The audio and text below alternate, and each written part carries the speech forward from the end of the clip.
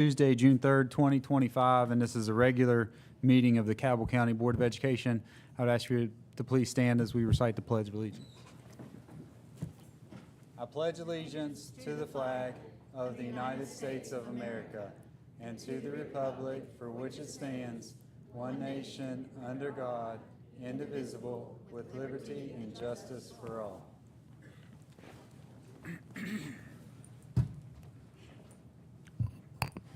Okay, we're going to open with 2.01, our special celebrations. Dr. Ashley Stevens. Good evening, President Polly, board members, Superintendent Hardesty. It's great to be with you. As you can see, we have a lot to celebrate today. We are in kind of the sweet spot of the school year when all of the showing what you've learned and proving what you can do has kind of come to fruition. And so our kids have shown up and shown out all year, and we have a lot that we get to kind of join alongside with them and celebrate. The first thing we're going to do is talk a little bit about Governor's Schools of West Virginia. It is an exceptionally elite opportunity for our kids to do advanced summer learning in their areas of interest and talent. And we have students who have been accepted here, there, and everywhere in all types of programs, everything from the arts to humanities, math, science, technology, and even tourism. As we go through, I hope you guys have kind of followed along when we've had requests for students to apply, so you've been able to see some of these programs. But they'll get to go to different parts of the state and learn from experts in their field, and some of them will even be traveling around the state as they do it. So it's really a great experience. So students, as I call your name, if you don't mind to come up, we have some certificates for you. And we're going to begin with the Governor's School for the Arts. The students were selected for this, and they will spend time working to enhance and build artistic skills in creative writing, dance, digital literacy, instrumental music, painting, drawing, theater, and vocal performance. We have Samuel Dunphy from Huntington High going to study instrumental music.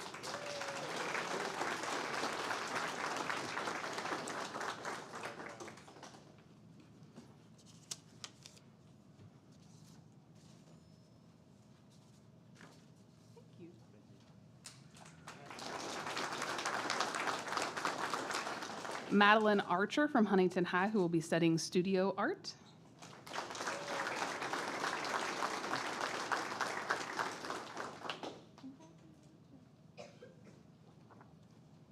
And Lila Doddridge from Huntington High studying studio art.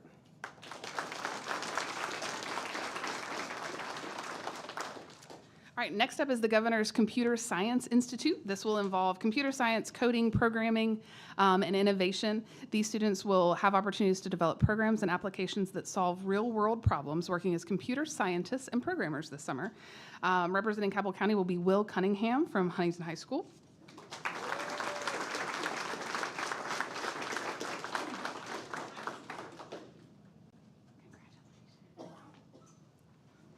And Owen Zhang from Cabell Midland High School.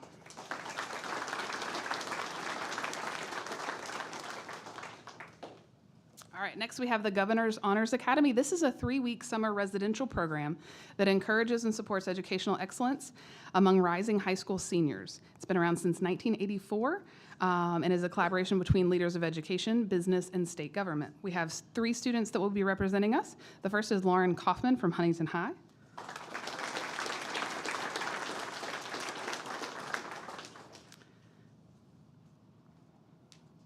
Anna Floyd from Cabell Midland.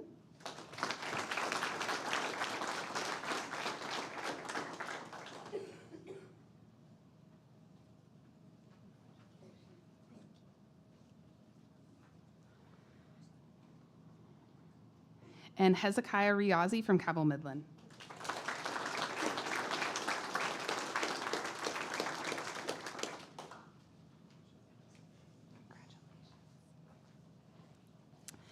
We also have the Governor's School for Entrepreneurship. They will spend 10 days helping local businesses innovate for greater success.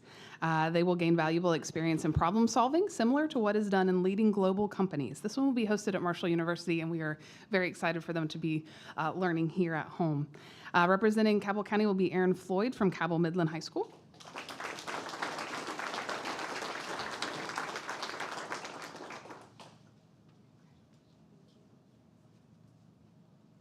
Gavin Kelly from Huntington High.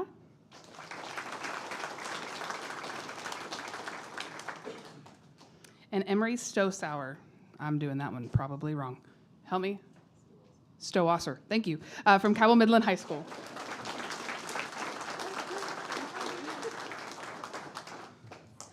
Then we have our Governor's STEM Institute.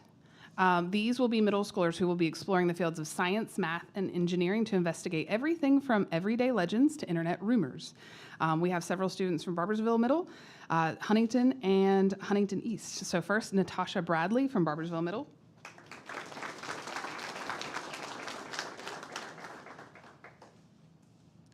Maddox Dunford from Barboursville Middle.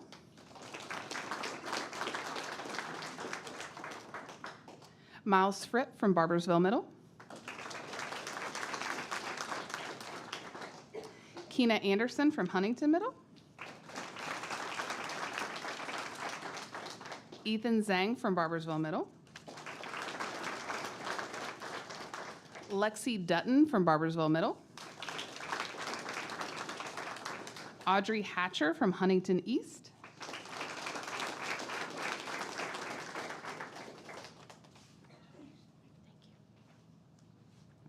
And Avery Van Reenen from Barboursville Middle.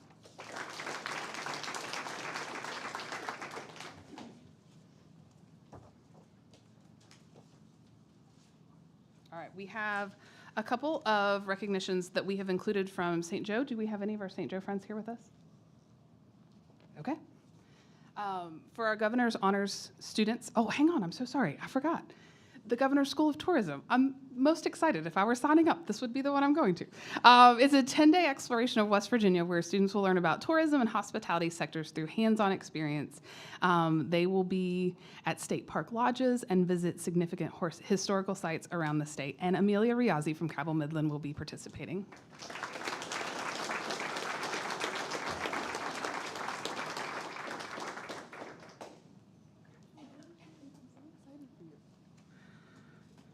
All right, to our Governor's School friends, please hang out. We're going to do pictures at the end of all the celebrations, but congratulations to all of you.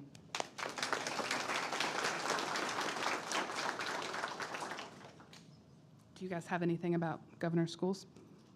No, just congratulations. Amazing opportunity for each independent program. Seems like just so many opportunities out there, and we're just grateful that you are going to be out and exploring in our state and learning even through the summer. And I think it's amazing. And so congratulations.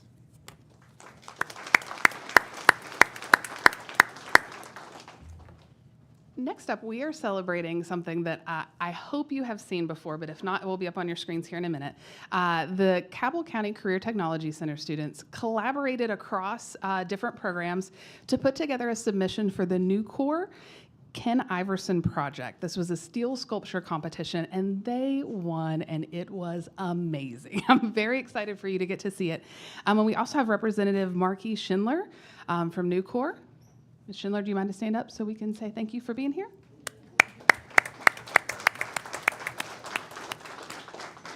Ms. Ash, would you like to tell us a little bit about this competition? Thank you, Megan. And as she's speaking, you guys will see a scroll and you can see the finished project or the finished product. It is now on display at Nucor. So if you visit their office in Apple Grove, you'll get to see it all the time, and it's super cool. Thank you.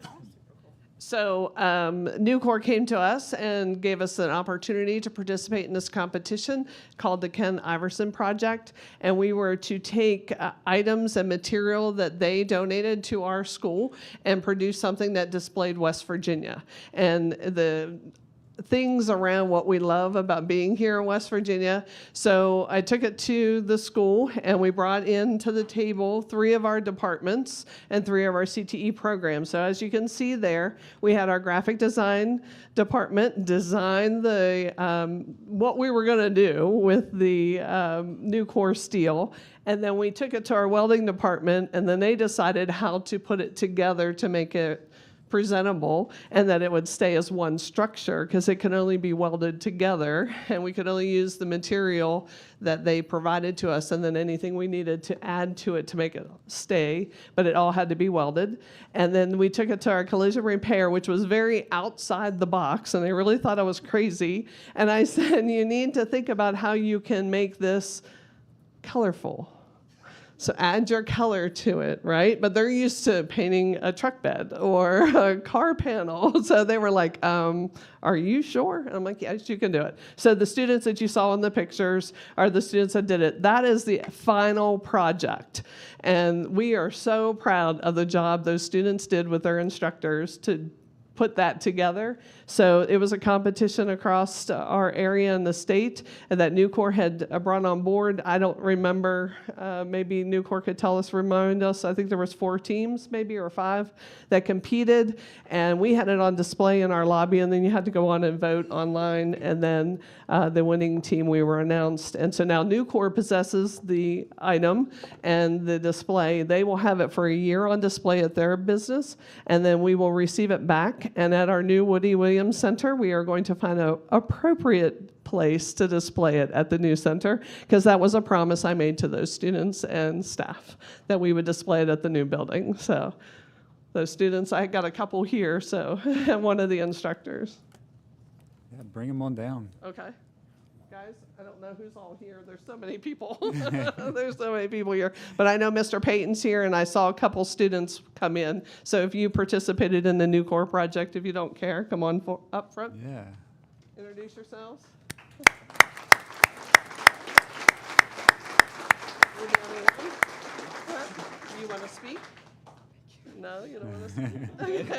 Okay. He is on the graphic design team, so they work together to design the project. And did you have a good time? Yes. Did you enjoy it? Yes. Yeah, working together? Okay, great. Mr. Payton, do you want to say anything? This was a unique project because, like she said, we're used to painting a car or a bedside or something, and doing this in layers and different layers without actually. It was a one and done deal because we could not mess up, because if we did, we actually put rust on this before we painted it. And to actually go back and re-rust, I mean, it was a big old ordeal just to try to get it where it was at. So, I mean, the students worked really hard, you know, making sure, meticulously taping it up and stuff so we would not get overspray on different items and stuff. So it was really a neat deal for them, and, you know, it takes one in a different direction, you know, in school and stuff. So it was good to throw a little loop in the thing here, so yeah. We really appreciate it. It was neat. Well, that's an amazing piece of art.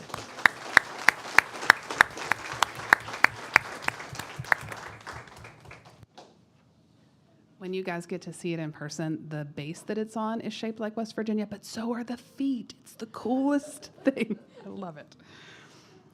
All right, next up we have state math competition. Elementary, middle, and high school students from across Cabell County competed at the state level, and we have several people who have placed. As I call your name, if you'll come down, I would appreciate it.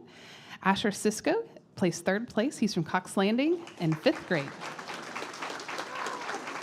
Do you want to say anything about going to states? Do you want to say anything about going to states? Okay, that's all right. That's all right.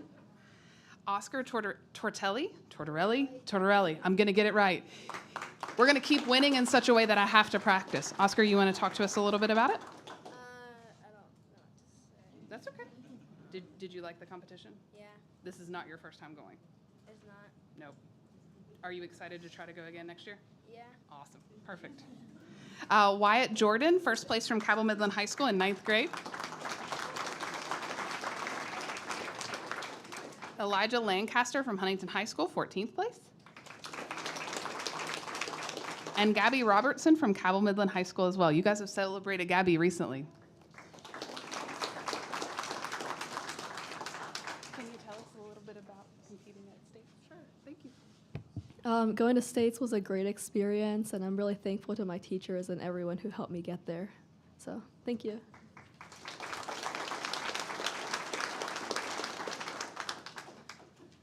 They did really well, and we're super proud of them. Next up, we have the West Virginia HOSA Future Health Professional State Leadership Conference. We had students from Huntington High and Cabell Midland who attended this state leadership conference. And I'm going to invite one of our teachers from Huntington High to come tell you a little bit about HOSA and how the competition went. This is Mr. Muth.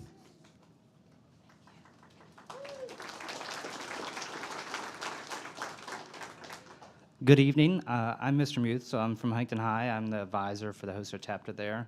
But I was able to go to conferences and see students from both Huntington High and Cabell perform. So I was just going to kind of speak on behalf of both of those. So if you have an agenda for tonight, you can see that there's a long list of winners that we have from both Cabell and Huntington High School. And then, so not only does this club push our students in academic competitiveness, but also it develops their soft skills. We have a lot of leaders from our HOSA chapters as well. So you'll find that we have the state HOSA president, Jasmine Christensen from Cabell High School, and then the state vice president, Anika Aurora from Cabell as well. So I'm just very proud of all of these students. And again, so what HOSA is, it's for future healthcare professionals. So I'm just very proud and excited for what our future healthcare is going to look like in our area. So, and then I guess we could have some of the students come down.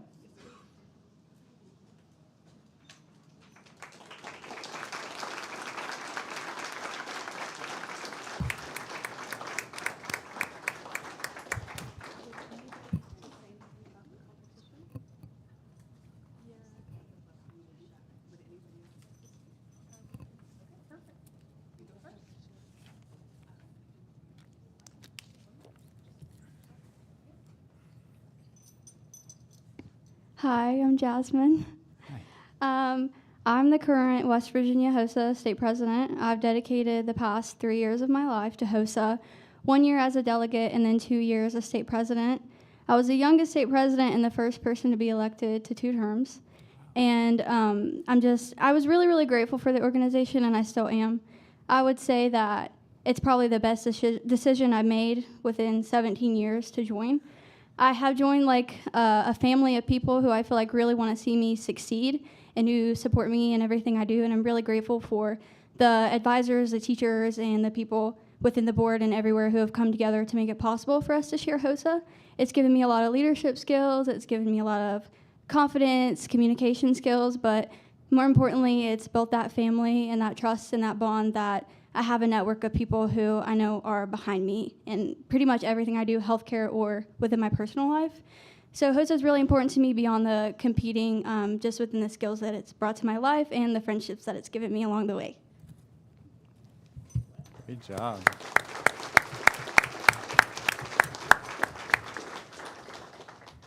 Sorry, I gotta move this up a little bit.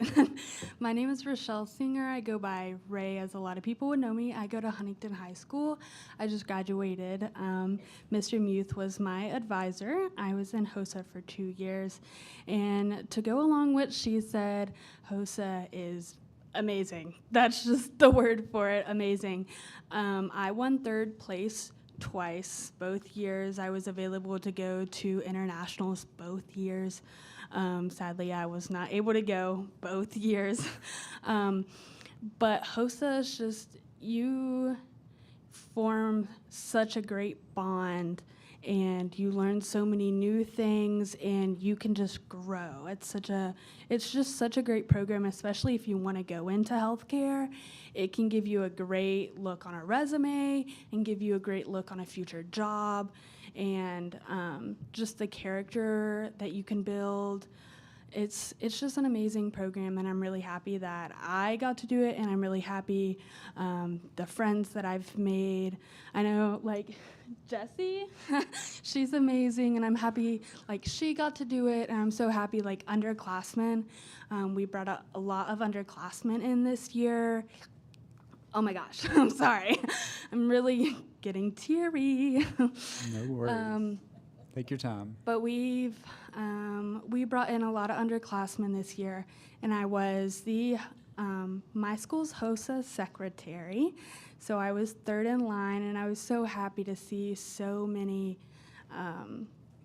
students involved. And I was so happy to see so many students placed and so many students just get involved in HOSA and that we're happy. And there's a lot of competitions that you can do with friends. And so they got to spend time with their friends and they got to do these competitions with their friends. So it made that bond stronger, and they got to meet new friends from different schools from all over the state. So HOSA is just such an amazing program. Thank you. Thank you so much.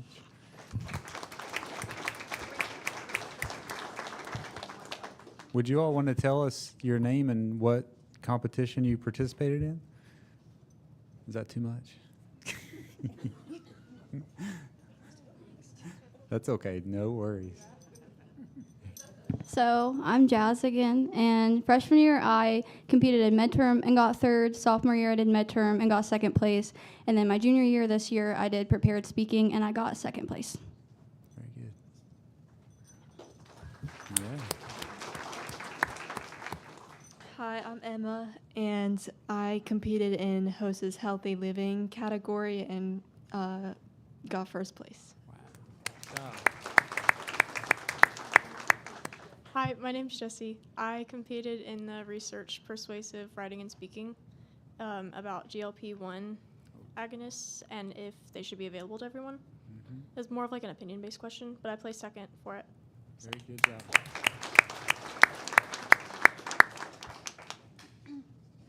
Hi, I'm Emma Chapman. This is my junior year, and I competed with John Dietz, and we competed in the EMT event. I honestly love this event. This is my second year competing in this event, and I find it, again, this is my favorite event because it gives you more of a hands-on project instead of like a write this, submit it. It's a hands-on. You go in and you compete along with your other competitors, and I love it every year. So me and Dietz placed second this year. I competed with another partner last year, and I got fourth. Way to go. Congratulations. Hi, I'm Callie Jordan, and I placed second in health career photography by taking photos and like spreading awareness for acupuncture, physical therapy, and massage therapy to kind of shed light on different like holistic ways of managing pain and getting your body back to its homeostasis. So, Congratulations. Hi, I'm Gabby, and I participated in health informatics, and I placed first. Hi, I'm Kinley Williams, and I placed first both years, my sophomore and junior year. I placed first in medical spelling. Hi, I'm Ray again. I did health career display, and it's basically my junior year. I did it on the health in like drug epidemic in the area, and I got third place. And then this year I did it on Alzheimer's and dementia in the area, and because that's what I want to do as a neurosurgeon when I get older, and I got third place this year. Good job. I'm Anna Floyd, and I did medical reading and got third place.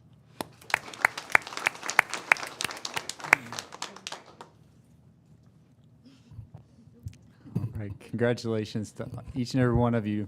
Well done.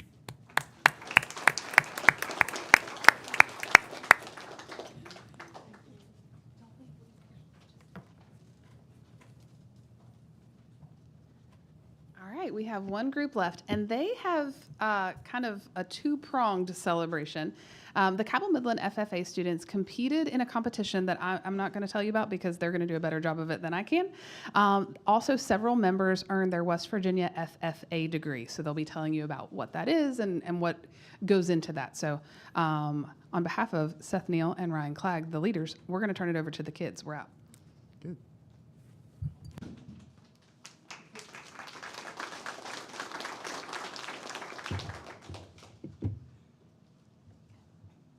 Hello.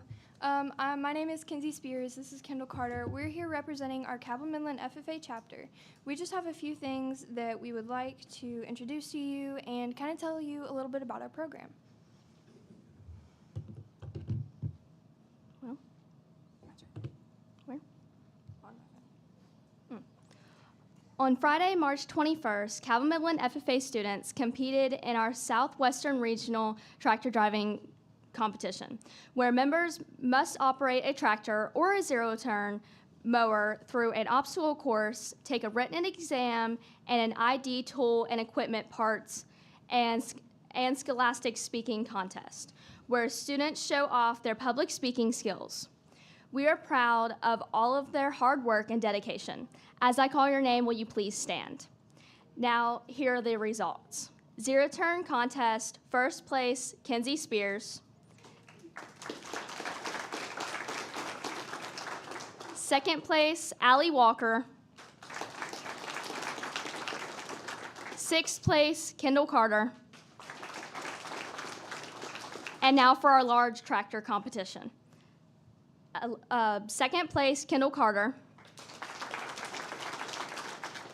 Fourth place, Allie Walker. And the tractor drivers will advance to the state contest held in July.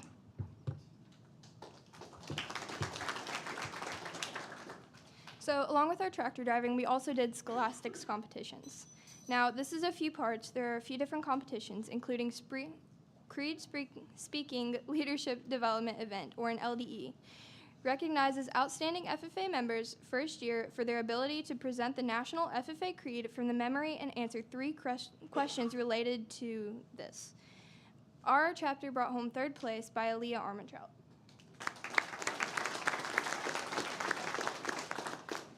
We also competed in a prepared public speaking leadership development event. The students will write and deliver a 6 to 8 minute speech about a current agriculture-related topic. Our chapter brought again third place by Jolie Dino.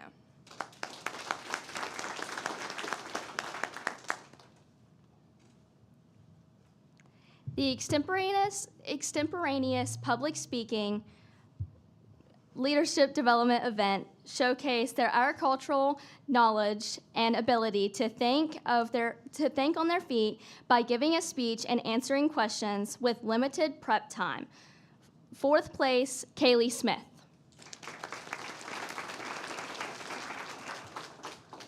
Employment Skills Leadership Development Event, also LDE, get a leg up on their future careers by developing the skills needed to seek employment in the industry of agriculture. Fifth place, Kenzie Spears. On Friday, April 11th, members of our chapter competed at Jackson's Mill in the West Virginia Grasslands competition. During this contest, students had to evaluate multiple aspects of pasture management. The most basic human need is for food. Grasslands is essential in meeting that need. Forages make up 2/3 or more of the feed utilized for livestock. Forages are also very important to the health of the environment. They provide food and shelter for wildlife as well as greatly reduce soil erosion and protect water quality. These students have been putting in a lot of time and hard work for this competition. Let's congratulate the following members. With a third place team, Jolie Dino got 9th place. Abby Childers placed 10th place, as well as Kendall Carter and Emma Jenkins. On Tuesday, May 6th, members of our chapter competed at West Virginia State University in the WV Marketing Plan Contest. These students were tasked to develop practical marketing skills while creating and presenting a marketing plan for a local agribusiness.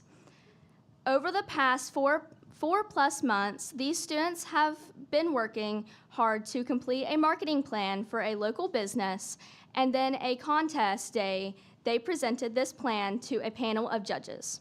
These students have been putting in a lot of time and hard work for this competition. Let's congratulate the following members.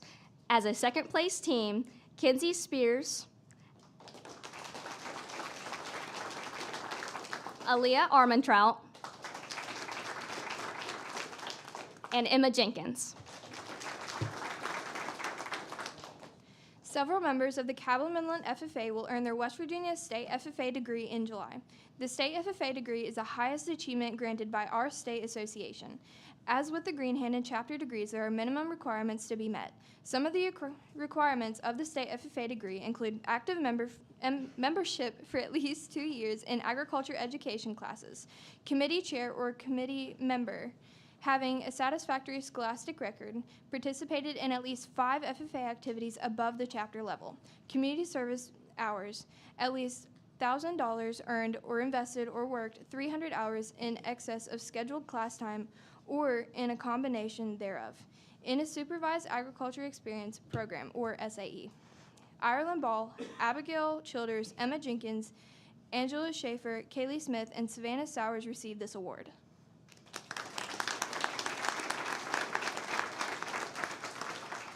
We would like to thank you, board members, for having us and recognizing our chapter.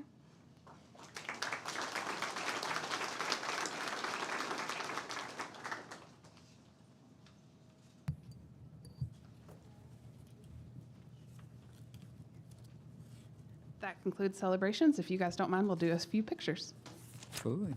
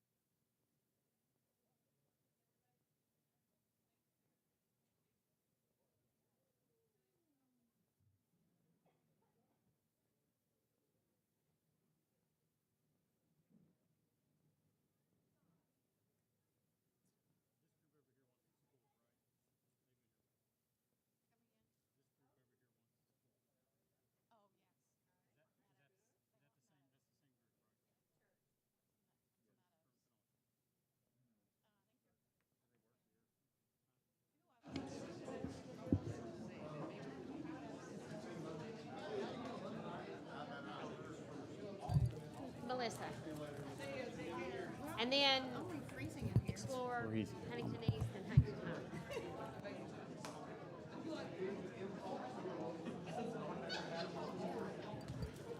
Sue's brother is not expecting to live. Oh, man.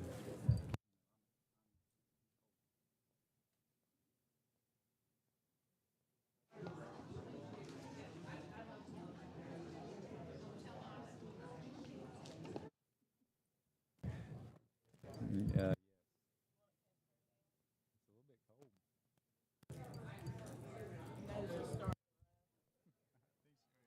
Turn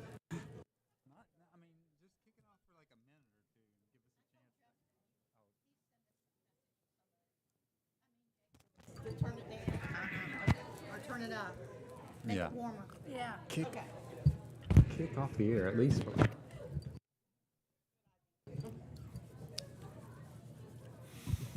Okay, we'll go ahead and move right along to 2.02, an update in instruction and leadership services. Ms. Kelly Watts. Good evening, President Pauley, Superintendent Hardesty, board members. I have kind of a two-part presentation that I'm going to bring up. Melissa Ash first, the principal and career tech director, and she's going to update you a little more on Skills USA, the competition that we kind of had questions about earlier. And then after her, we have our assisted targeted schools that will do a presentation on their successes this year, which will be Explorer Academy, Huntington Middle, and Huntington High. So, Ms. Ash? All right, he's going to try to screen share my screen. I just put a couple slides together because I really wasn't sure what kind of questions you had. But as you could see tonight, there is a lot of CTSOs in our county that is linked to our CTE programs. And these are extracurriculars that the students can do, like FFA and HOSA, and Skills USA is part of that as well. We utilize Skills USA because it incorporates all of our CTEs at the Career Center. So as you can see, you can just go to the next one. The mission statement of Skills USA, it empowers our students to become world-class workers and responsible American citizens for the workforce. Okay, so that's really what we do. Next screen, please. So this is their framework. It goes over their personal skills, and we work on all of that together. It goes over their workplace skills and their technical skills, and everything is grounded in academics. So everything always goes back to the basics, okay, whatever we're doing. The next screen here, this is in 23-24. This is a picture of our skills chapter and some of our students. We are an entire school total participant chapter. So we go into that as a school-wide. It is school all over the building. That year, we were a gold chapter of distinction. We had 32 students that attended Skills USA competition, and we had 13 competitions we competed in. 16 students were placed it states, and I listed them all there for you and in what programs, and then 3 attended nationals that year. Now, they can choose what competitions they do, and we usually have a skills competition throughout the whole entire building and in each program, and they compete against each other to be able to go to states. So that's how we try to choose it. Depending on when that is, it's usually around our spring break. The year 23-24, it was at the beginning of spring break, so you'll see a larger number of students that participated. This year, in 24-25, we had 23 students attended, 18 competitions, 11 students placed, and 3 students are going to nationals in June at Atlanta, Georgia. And the list is listed there. We have had 2 state officers. This year it was at the end of spring break, so a lot of students couldn't go and couldn't attend. So even if they won at our school and was able to go, they couldn't go because other plans were in the way. So that causes a little bit of a problem to attend states, but we still had a great showing. And we won a great number of awards. So the next screen I'm going to show you, he's actually going to go to a link, which is the Skills USA link. And I want to just show you this is because you could get on there, and the instructor gets on there. And if you go to that link, please, it'll show you everything that's embodied in that competition. So they give us everything. They go through everything from technical standards that they need to use, if he ever gets it up, but I don't know if it'll work. Screen printing is the one I use just so that you could see all the different opportunities they have. Eligibility they talk about what they have to wear, they talk about what they have to bring and the equipment they have to use. It lays everything out for the instructor and the student. So you go through that with that, and it is very eye-opening to them because sometimes they don't understand what's all involved. And most of the programs and competitions always go back to the embedded academics, which is math and English and a lot. And connections, they always bring in connections to national standards, to math, science, and ELA, which I think is very important. If you click on the technical standards, okay, and then scroll down to screen printing technology 24 through 26. And the reason I picked this is because Jillian Nixon, she was a gold winner, and she was honored at the last board meeting for screen printing technologies. And then here you can see it shows you all those requirements. So it goes through everything for the instructor and the student, so there's no surprises. So they know what to work on, they know what to develop, and then they know how to compete when they get there. And just goes through all the standards. Any questions? Does that explain what Skills USA makes more sense now? Yeah, absolutely. Okay. It seems like it just seems to be so applicable to the workplace, which is kind of what everything you guys do. It is. So, It I mean, is. that's perfect. And it's great that we have such a presence there and always do well. And we like to broaden it to make sure that we are doing it in in-house competition so that every student is involved. That's why we're a whole school participant. Total participation is what they call it. And I think it's important, even if they don't get to go to states, they get to have that opportunity to compete against others to see how to do things correctly to maybe get to go to states in the future. So, okay. Thank you. Good. Thank you. Okay, I'm going to bring Mr. McKenzie with Explorer Academy. And you have your folders. I'm surprised all those people left. I thought they were here to hear my presentation, but so this thing, sweet. How's it work? The arrows? Okay, awesome. I'm Ryan McKenzie. I'm the principal at Explorer Academy. It's nice to meet you guys. We have been working with the central office and the State Department as a CSI school to improve the performance of our special education students.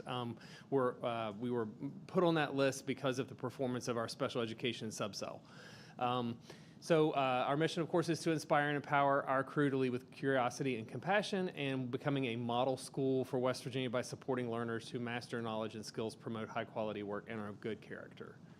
The school improvement team for this particular project was my assistant principal and myself, our instructional guides who work directly with teachers and students. They coach teachers.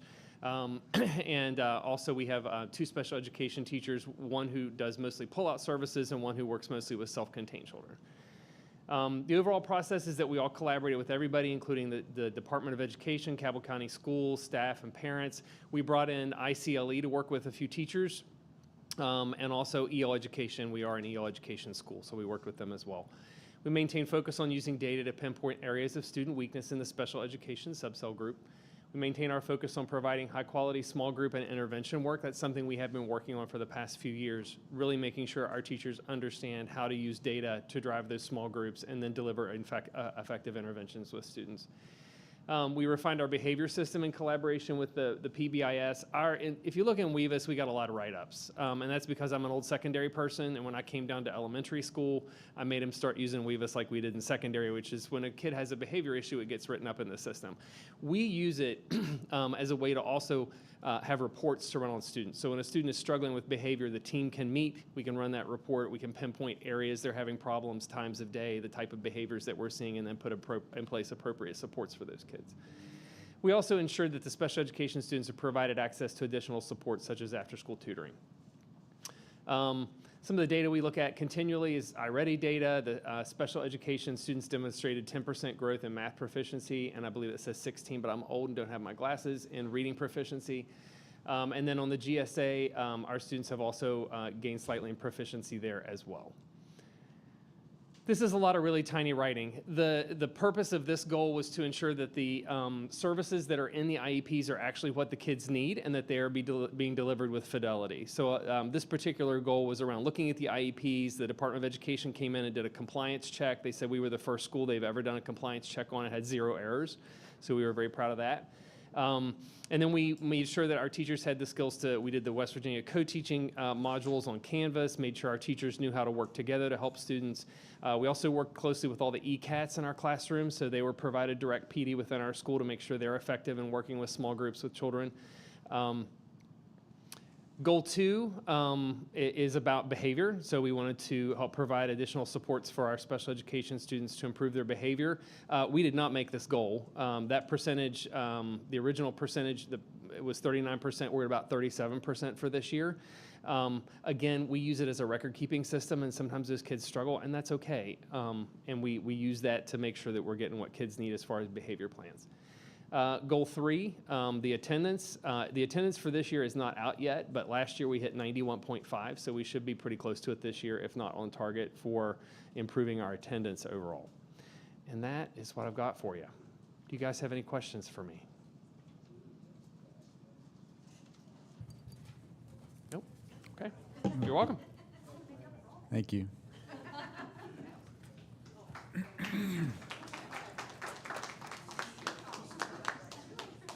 Okay, Dr. Justina White, Huntington Middle School.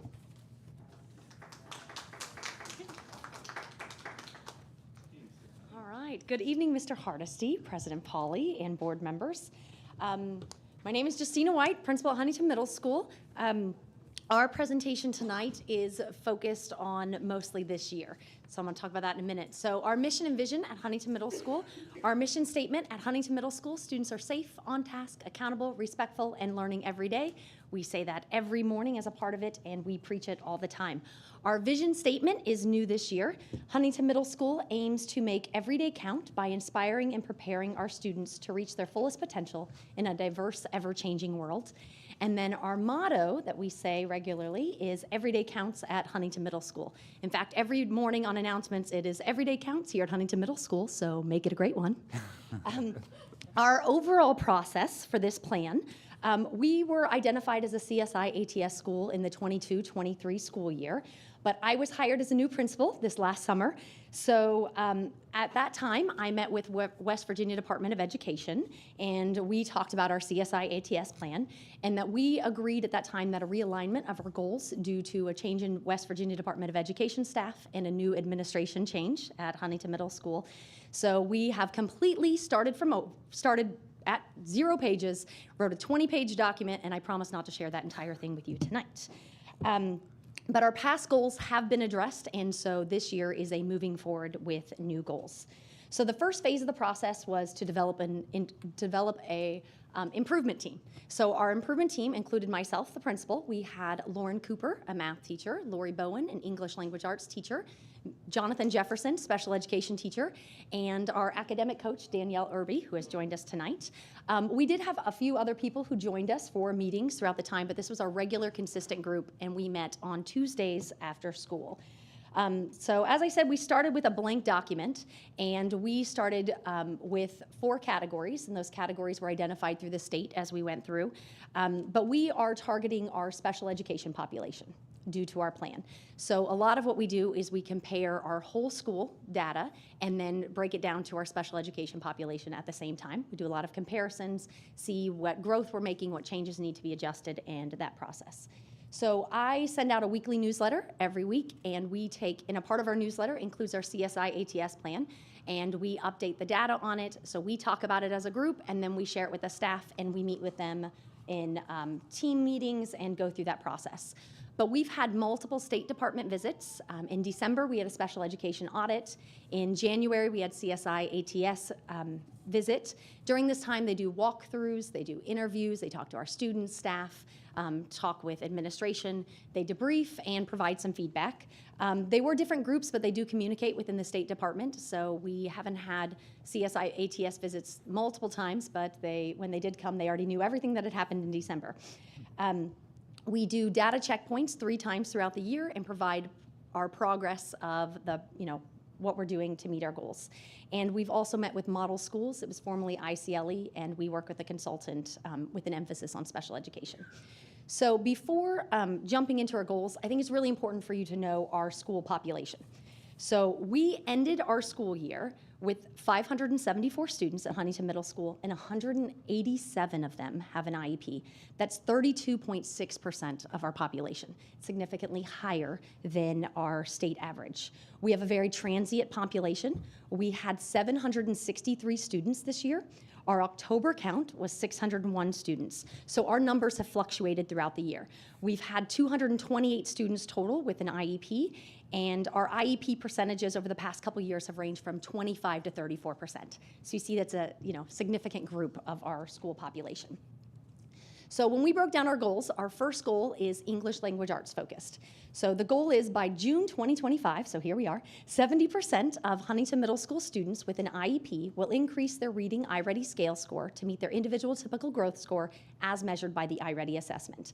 So to meet this, we have a TOTS group. So TOTS is Teachers Observing Teachers, and we take a couple of days each month, and we pick a topic, and we provide a substitute teacher, and so our teachers can go into other teachers' classrooms and observe what's going on in the school.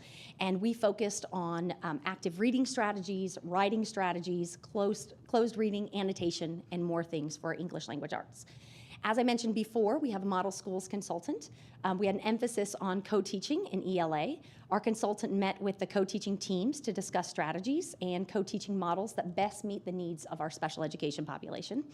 And then we implemented special education PLCs. So we PLC throughout the school day, but our special education group is, our teachers are all over the place. They're meeting with all different grade levels, and they're a little harder to get together. So we actually provided supplemental pay for them to meet after school on Thursdays for us to discuss all the things special ed. So compliance and everything and what we're doing in the classroom. And then our WVTSS program was completely revamped this year. And the way it was done in the past, they focused on one subject at a time. And we broke it down to where 2 days a week, every student is getting extra ELA instruction. So one day of the week, they're meeting with an ELA teacher and to receive instructional strategies. And these are tiered intervention groups. And then another day, they worked with differentiated reading material to improve their reading comprehension. So our next slide is our data. And there's a lot of information here. And, in my goal, we were focused on iReady. Now, we collected data in multiple areas, but the results on the screen show the end-of-year iReady scores for students in general ed population in comparison, the whole school in comparison to students with an IEP. And I will say the 22-23 school year is empty, and that's because for some reason that data is showing as not reported. But once again, I wasn't there at that time. So this year is where we're going to focus. I would like to point out also in our special education population, it does include our TAG students, which are talented and gifted. So you'll notice that in the special education category, we do have a higher number of students in the dark green, which is mid or above grade level, and early to on grade level, because those are our TAG students. But then you'll see that we have a large chunk of our students that are falling in the red and dark red category, and those students are 3 or more grade levels behind. So we've done a deep dive in data this year. We've taken 3 iReady assessments, and we go through each one and where our students are growing. And there has been a shift in all grade levels as we go through this from, which you can't see on the slide, but we go from dark red shifting to red, some red to yellow, yellow to green, and green to dark green. And a part of this is sometimes when you're 3 or more grade levels below, so you might have a student reading at a kindergarten level, and we're not going to see them as an 8th grader shift to 2 grade levels within that amount of time, but we're seeing growth within it. So our goal was focused on the typical growth, which is the growth that is expected for a student that is achievable within a grade level. And I will say that as of May 6th, we only met 44% of our students meeting that goal. However, this is improvement from the beginning of year and middle of year and progress. And as we break this down, I just want to point out there was a lot of those shifts, they just didn't meet that next level shift that we were looking at.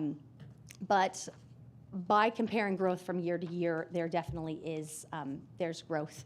And whether we were on the plan or not on the plan, I'll say this has been a really, really important part of our process as we go through, and this is really implemented in our WVTSS groups and how we make those changes for our students and their scores. So our second goal is about math, and very similar goal, but math iReady scores. And so much like ELA, we used our TOTS program where we had math teachers observing other math teachers. We had a focus on building thinking classrooms, practices and strategies, Carnegie instructional practices, effective classroom management. The model schools consultant met with our co-teachers for math, used our special education PLCs, and then I mentioned earlier that WVTSS was a revamp. Well, 2 of our days were on ELA and 2 of our days focused on math. And in those 2 days, 1 day was working with a math teacher, working to receive instruction in tiered groups to fill the gap. And then another day is working on Mathia, or the iReady curriculum that feeds into our Carnegie program. And then Building Thinking Classrooms is an initiative that was implemented a couple of years ago, and I'm sure you guys have heard in board meetings, we've been talking about that quite a bit. Started a couple years ago with a book study with Lisa Burris, focused on math. We've went into science, ELA, special education, and actually tomorrow we have Dr. Kim Rimby coming to do a presentation and working with our school the next 2 days, and a part of that, that's a part of this plan. So you guys are welcome to come and check it out. But Dr. Kim Rimby is working with us and Building Thinking Classrooms. Like the ELA slide, I included the math data, very, very similar. As of May 6, 2025, we were at 41% meeting our typical growth. And once again, in comparison to the middle of the year, we did see growth, and students were placed in their WVTSS groups based on iReady. So I know that I said I was focusing on this year, but I should point out that based upon last year to this year, there is noticeable growth on this chart. The goal is to see a shift from the dark red all the way to the green. And we are seeing that shift at the beginning of the year, which is not on this slide, but there has been that shift, and I'll say progress takes time. And we're in this for the long haul to make a significant impact on our students. So it's not all going to happen overnight, and we are making it, one step at a time. Our third goal is about attendance. So by June, Huntington Middle School students with an IEP will improve their year-to-date attendance percentage to 91% or above, as measured by the data in the Zoom WVE. So what we did was we created an attendance team. If anything else, we need a group of individuals that are working on this and targeting attendance. So our attendance team included administrators, counselors, social worker, community and schools, and our attendance secretary. We're working on tiered support initiatives to help students who are struggling with attendance. We work closely with student support staff from the board office and to address our attendance needs, and a few of us were actually able to attend the West Virginia Department of Education attendance conference. But Huntington Middle School has continued to promote our PBIS, Positive Behavior Intervention Program, with SOAR. So SOAR is mentioned with our mission statement, is safe, on task, accountable, and respectful. That's what we're working towards every day. We've done various activities throughout the year.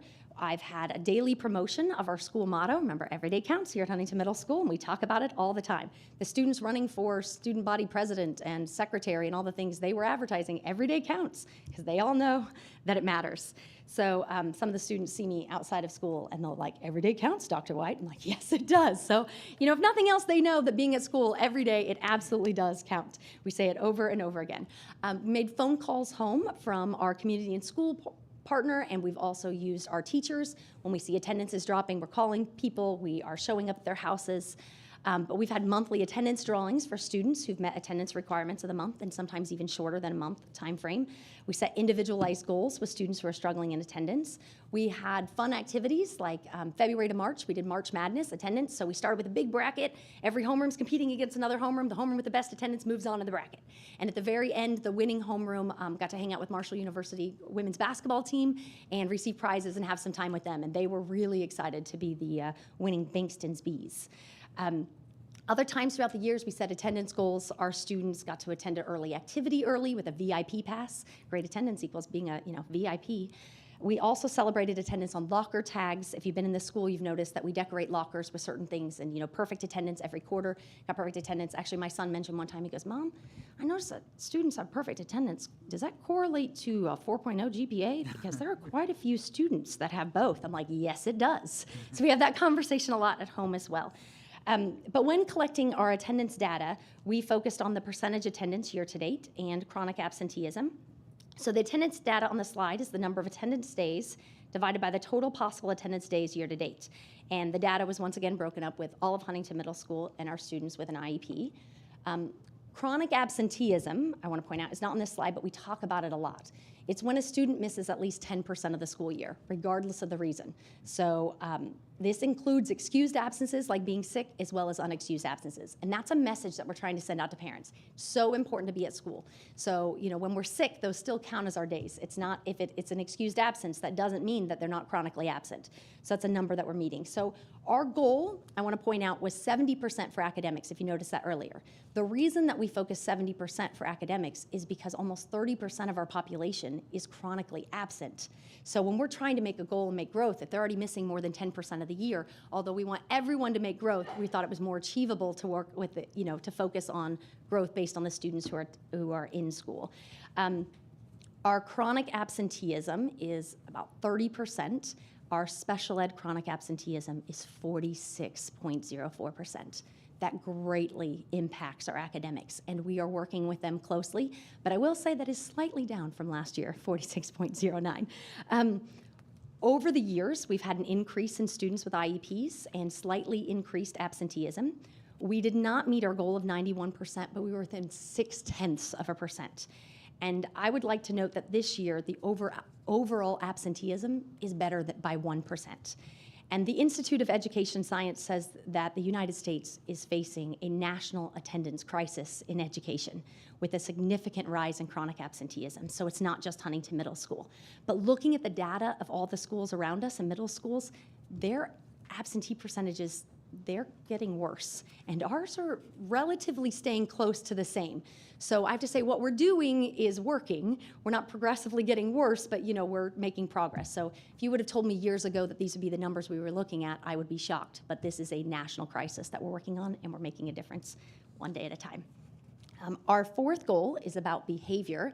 And our focus was that the behavior percentages would account for no more than 30%. Once again, going back to the number of our special education students being about 30%. So along with the data analysis of our CSI ATS team, the PBIS SOAR team has also implemented behavior more this year as we start to do a deep dive into data. We analyze the data, we look at trends, and based on the trends, we're making adjustments. Our community and schools coordinator also works closely with students and our behavior interventionists to tier behavior interventions. Students are pulled into small group settings as well as tackling data in our portfolio. So I mentioned our 5 days of WVTSS. Our 5th day is tracking data. We're having individual conversations with students about their behavior, about their attendance, about their grades, and trying to promote that so students taking accountability for their actions. If you're looking at this chart and you see the discipline over the years, I want to point out there is an increase in discipline. The spike can be explained by a change in administration, change in policies, increased accountability of students following school rules. Research shows that this is typical. When you have a change in administration, we see a spike, and then as we set the expectations and go through that, we should see a decrease. Consequences are attached to behaviors as deemed appropriate, but I want to point out that we do, with our PBIS program, use positive reinforcements, and those are taking place constantly within the building. A lot of redirection and conversations. So as I said, we have seen an increase in behavior. We've seen an increase in our special education numbers, but notice there is a decrease in behavior referrals by our special education population. So I go back to the interventions that we've taken in place and having those conversations. So good news is our percentage of discipline by special education population is at 28%, and our special education population, as I told you, is almost 33%. So we are down in those numbers, which is what we wanted to see, and that was our goal. So I just want to say year 3 of this plan is where we're at, but it's really year 1 at Huntington Middle School. We've completely reset our goals. We didn't meet all of our goals, but we have promoted growth and success, and we are making positive changes along the way. We've received positive feedback. We had a culture and leadership survey, showed growth in all areas as measured by our Huntington Middle School staff. Our state visits, they provided positive feedback, highlights on what we're doing well. And actually we had a middle school from up north in West Virginia come to see our school because they heard positive things and wanted to look at our WVTSS plan because they were told Huntington Middle School is the place to be. So I felt like, that's great news. There's positive feedback coming this way. So we're on a forward trend. Our GSA results, although they're unofficial, but preliminary results are showing growth in that area, so feeling positive about that. Whether we're on a CSI ATS plan or not in the future, we're going to continue to data progress and to monitor that. We have found the regular data collection and reflections imperative to our growth and success. We plan to continue the TOTS program and alter our focus and base it on what our needs are of our 25-26 population. WVTSS is going to continue similar to what we did with some slight adjustments to accommodate. We're going to continue our co-teaching professional development and try to build those groups and see how our teachers are working together.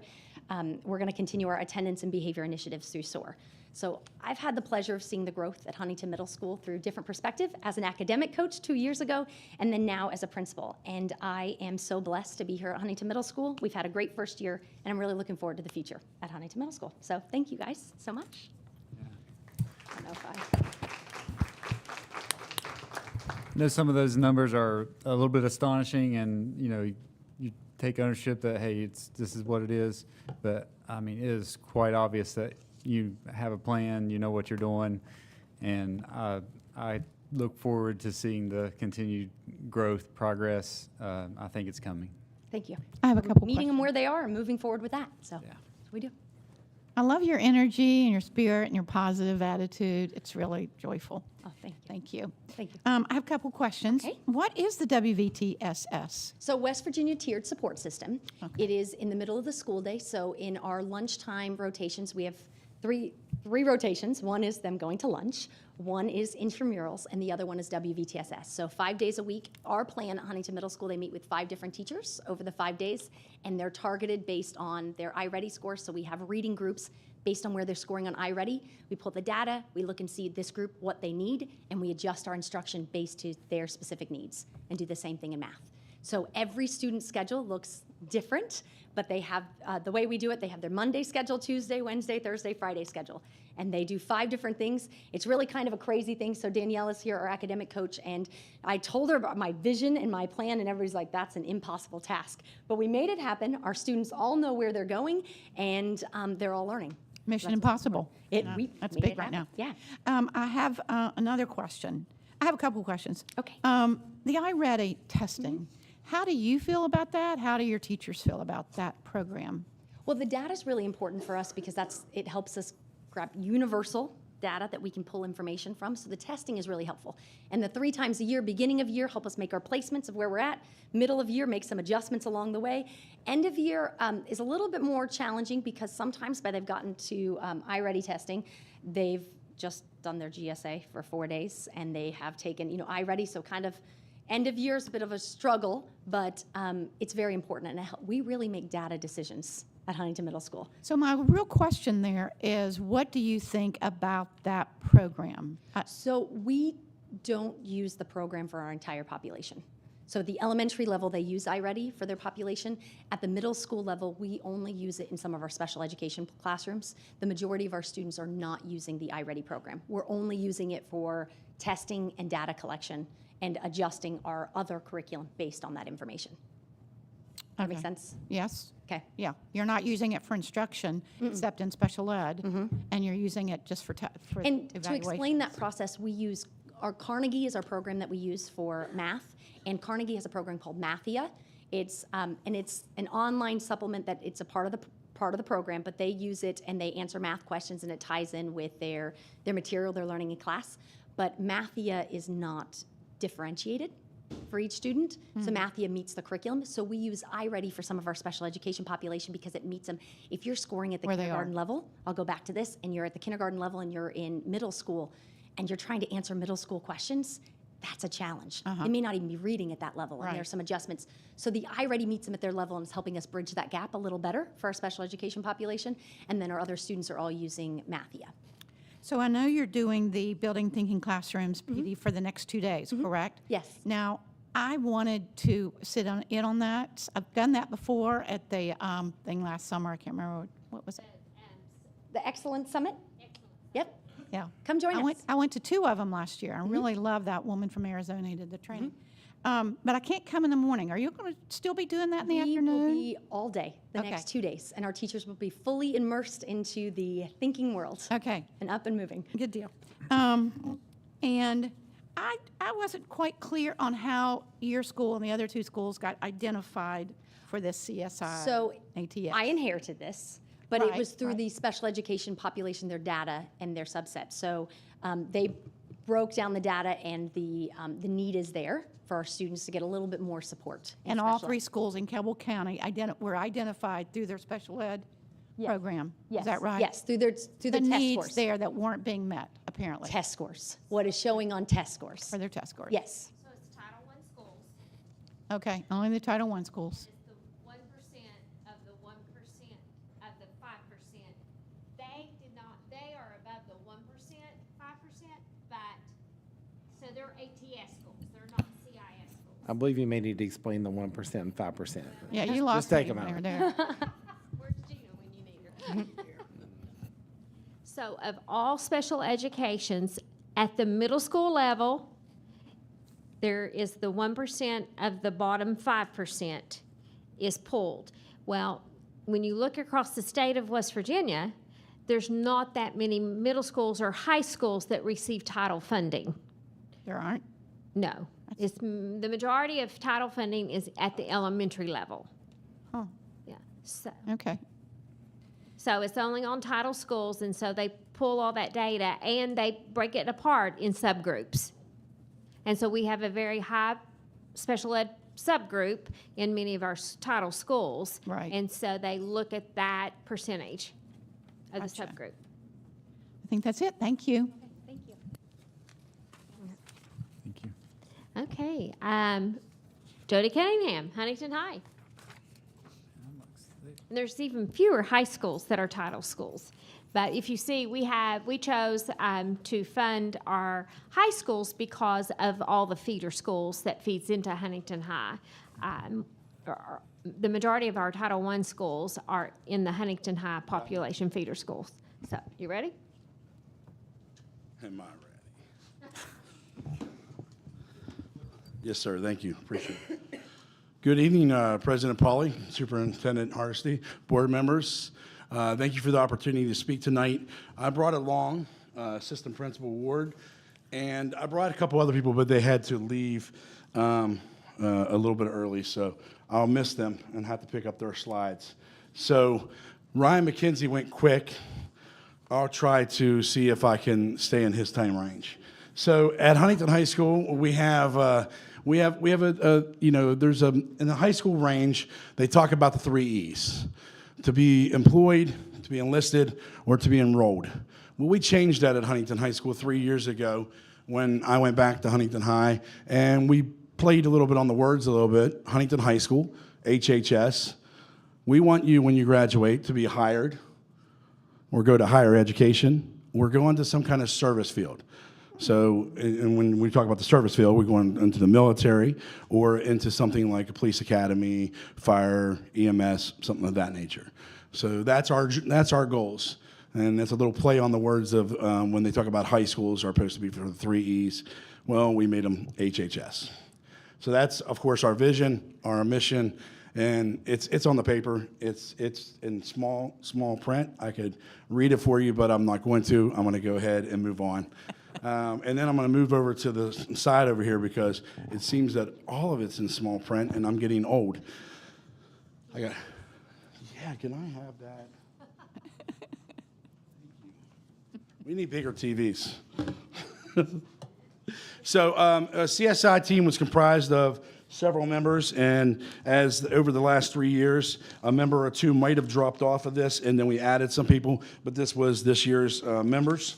It's been pretty much consistent, so I'm not going to go through the whole list there, but we had some people from math, English, special education, student support, and then, of course, we lean on, just like the song goes, lean on me when you need a friend. Well, sometimes we have to lean on our central office when we need a little help, and we love Gina Barnett and Heather Scarberry very dearly, and they help us out a lot. And of course, our identification is about special ed, and so that's where Suzanne Stevens comes in as a special ed director this year and last year. Of course, it was Matt Atkins before that.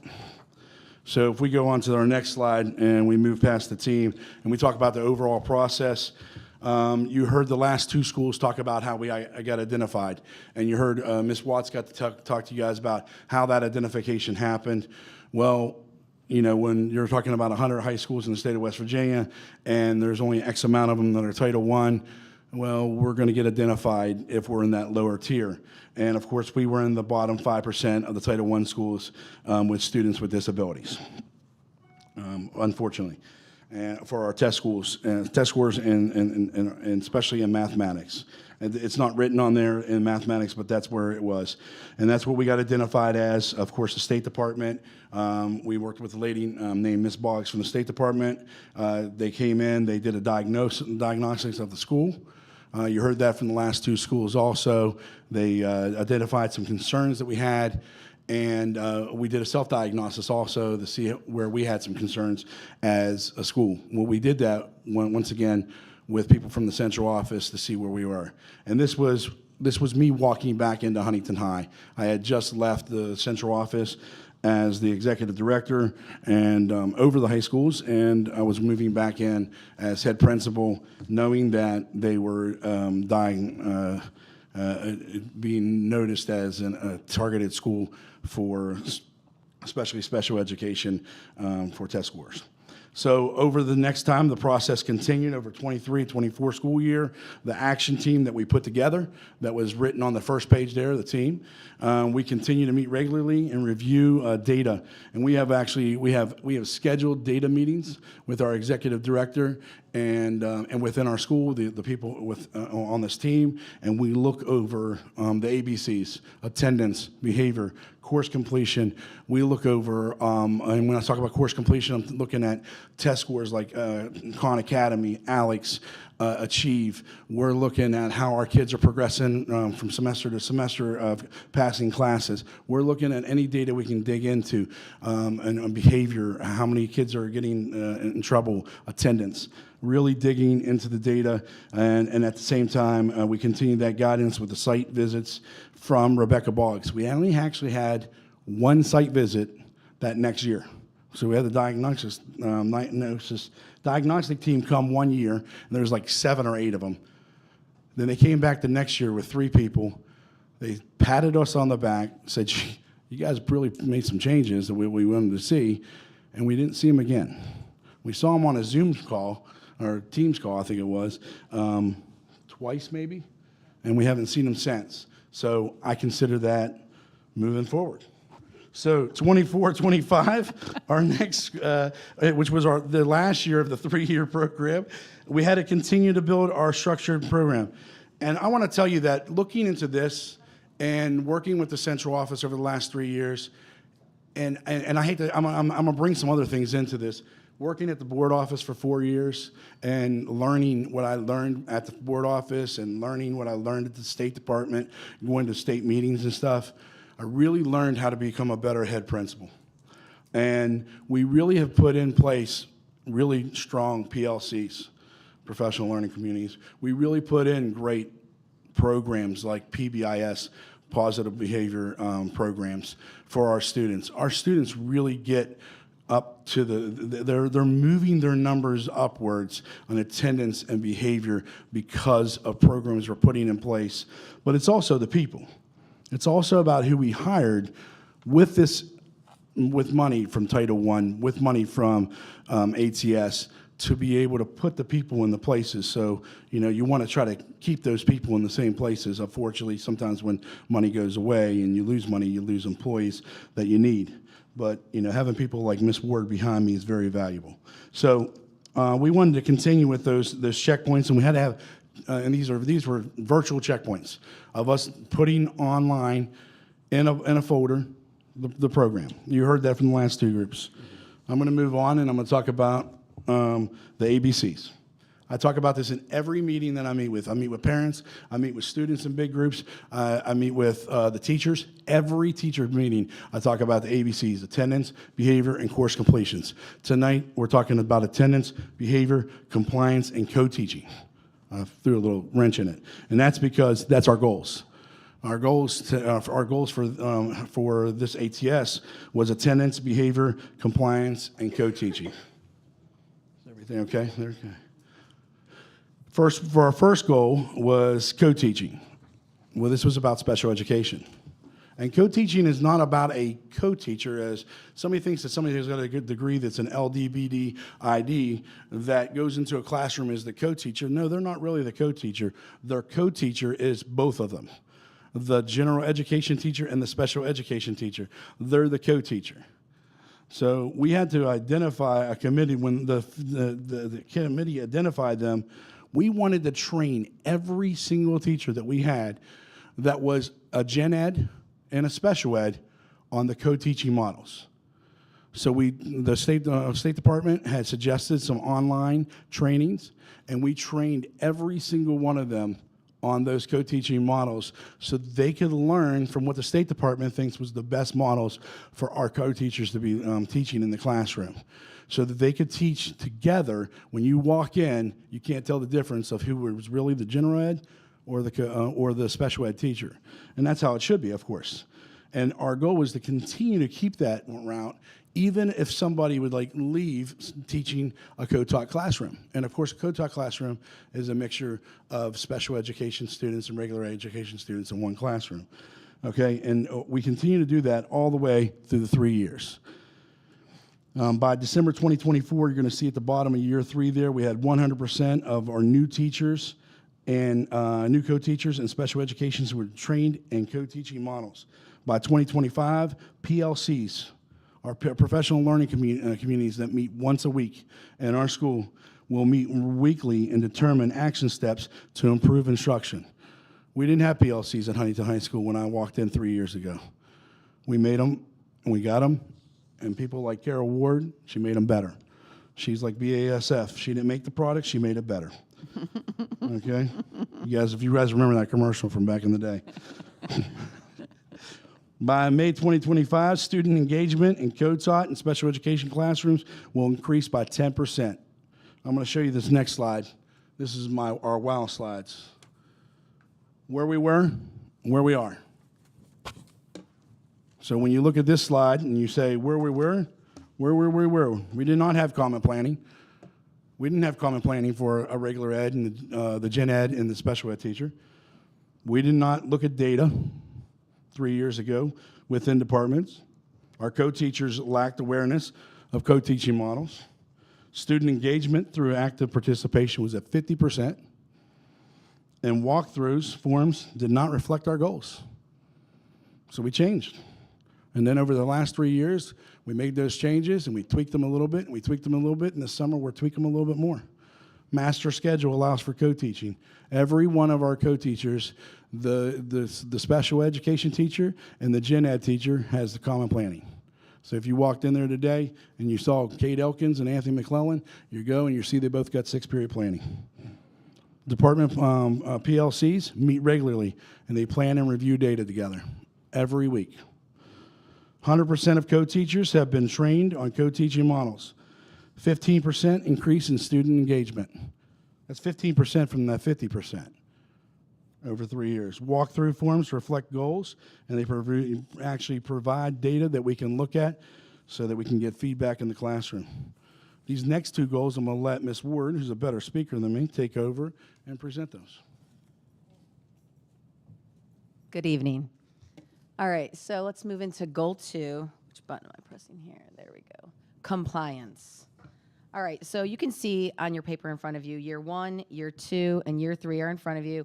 The established goals and action steps to meet WVDE recommendations and review all IEPs to determine if the number of minutes per subject are stipulate, appropriate, and yield the greatest impact on literacy and student achievement. Provide staff training and policy requirements and documentation of accommodations.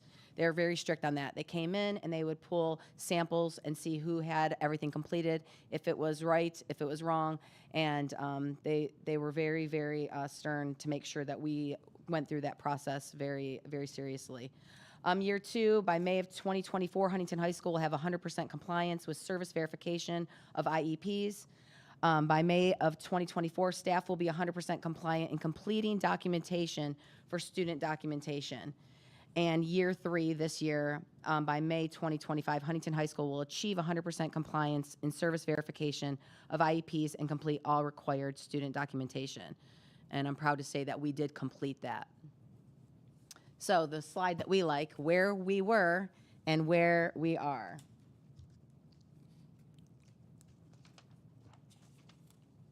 Our IEPs were not 100% compliant during service verification. We had to reorganize our files, get things in order, and make sure that they were easy to be found. Staff was not trained on student documentation. 1 out of every 3 IEP files needed corrected. That's a lot of work for our special education department. And they used PLC time to do that and to get trained on how to do it properly. And we used our central office to help with that as well. Special education department did not have common planning or meeting time. So we made changes. Where are we? The WVDE March audit, all service verification checks were correct. Great job. Professional development is provided to staff prior to the school year on IEPs, student documentation, and compliance. Each month, monitoring teachers review IEP files to ensure all are up to date and correct. So we've been asking the special ed department, if you're not sure or clear on something, please tell us so that we can provide you with professional development to make sure you understand how to do it correctly so that when they come to visit us, that we can check off that box. And they're very transparent with us and let us know, like, we can do this well, or we can't do this, or this is what's not looking right in our files. And they worked really hard to get things in order. And the special department has a weekly PLC. Last year, they did not meet together. They met with their core content group, and this year they met together as a team. And I just asked them yesterday when I met with them if that was impactful this year, and they said they would hope that we keep it the same next year because they were able to make a lot of forward progress for our IEPs and for training the staff and making sure that we were compliant with the state.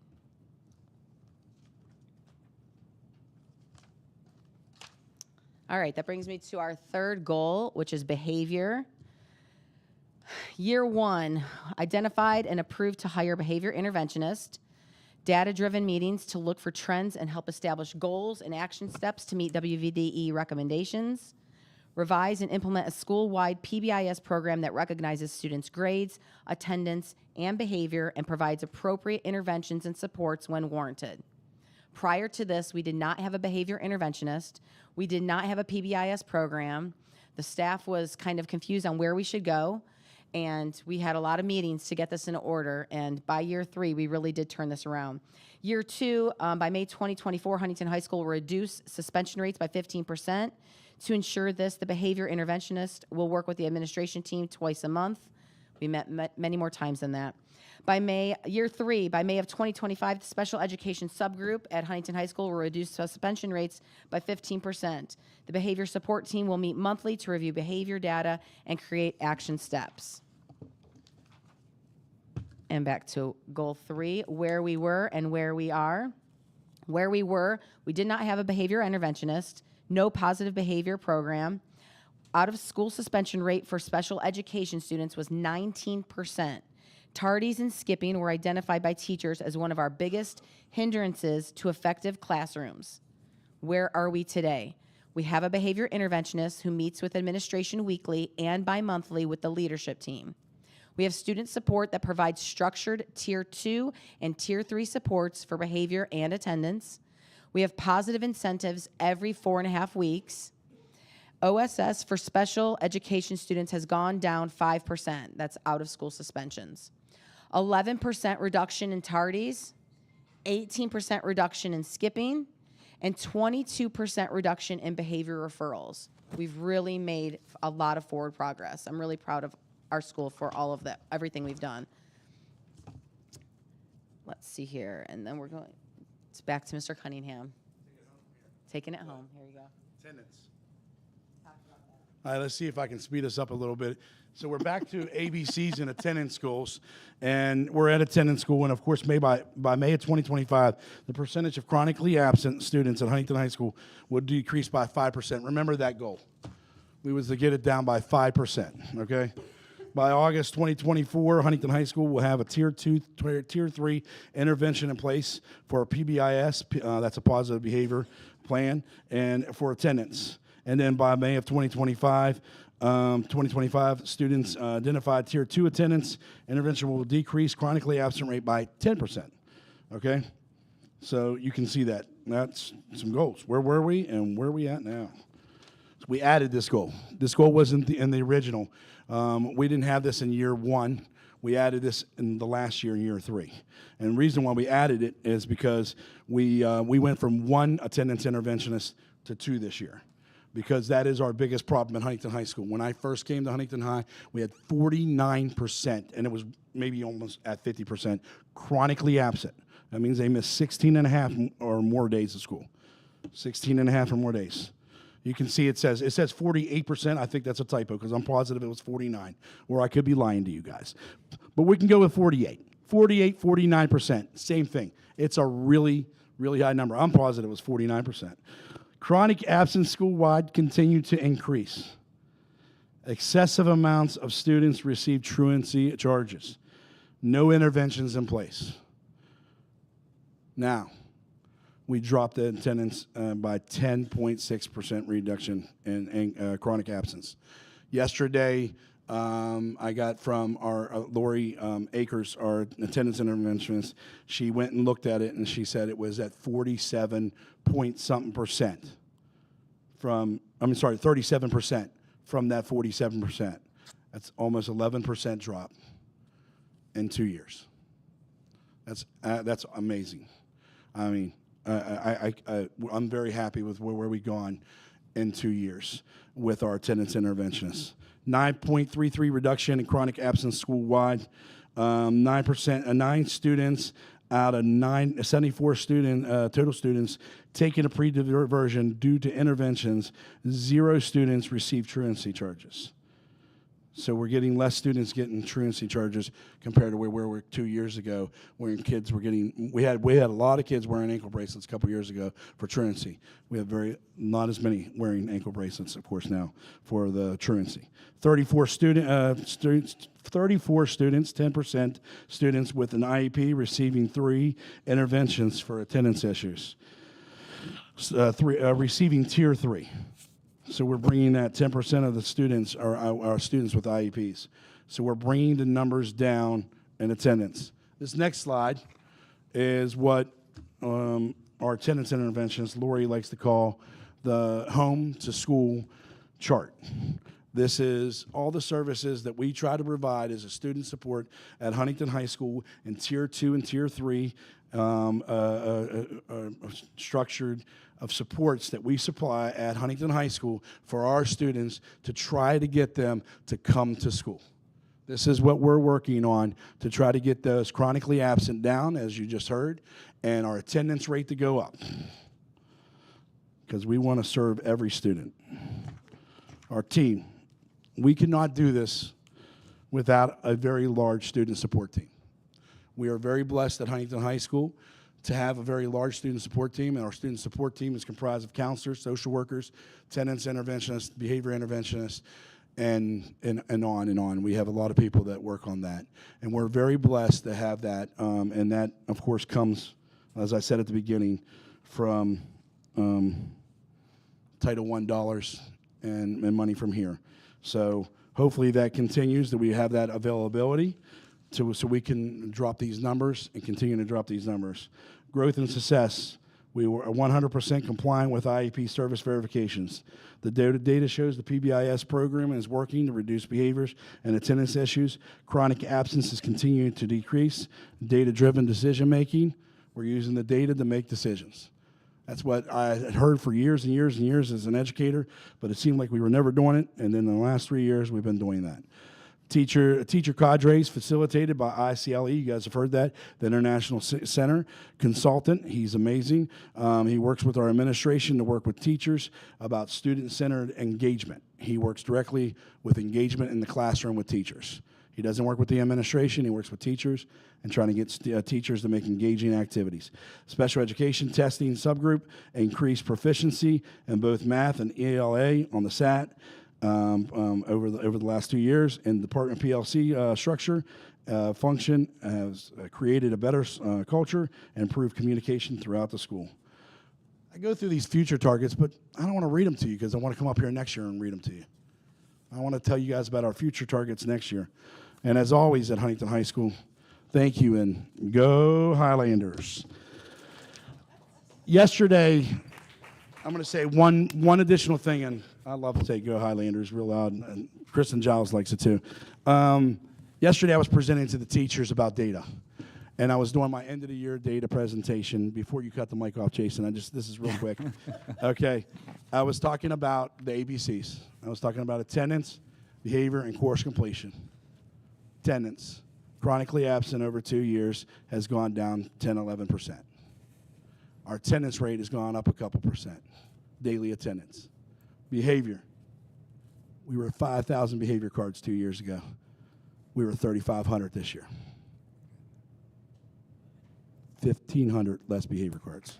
Good job. That's because of what the teachers, leadership team, the PLCs, everything that we're putting in place, those positive behaviors, is working in the school. And then course completion, we graduated 372. Go Highlanders. Yeah. You guys got any questions? Because we talked forever. Shorter than your graduation. Huh? Yeah. Shorter than your graduation. Shorter than my graduation?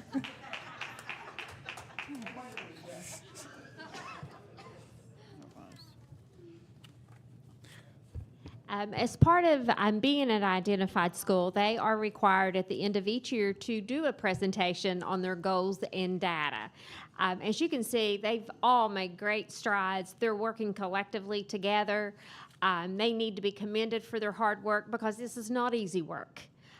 This has taken a great leader, a dedicated staff to put this in motion. I have to commend all the executive directors because they've been the driving focus to make sure that we get this in place, as well as Gina Barnett, who's been our school improvement specialist.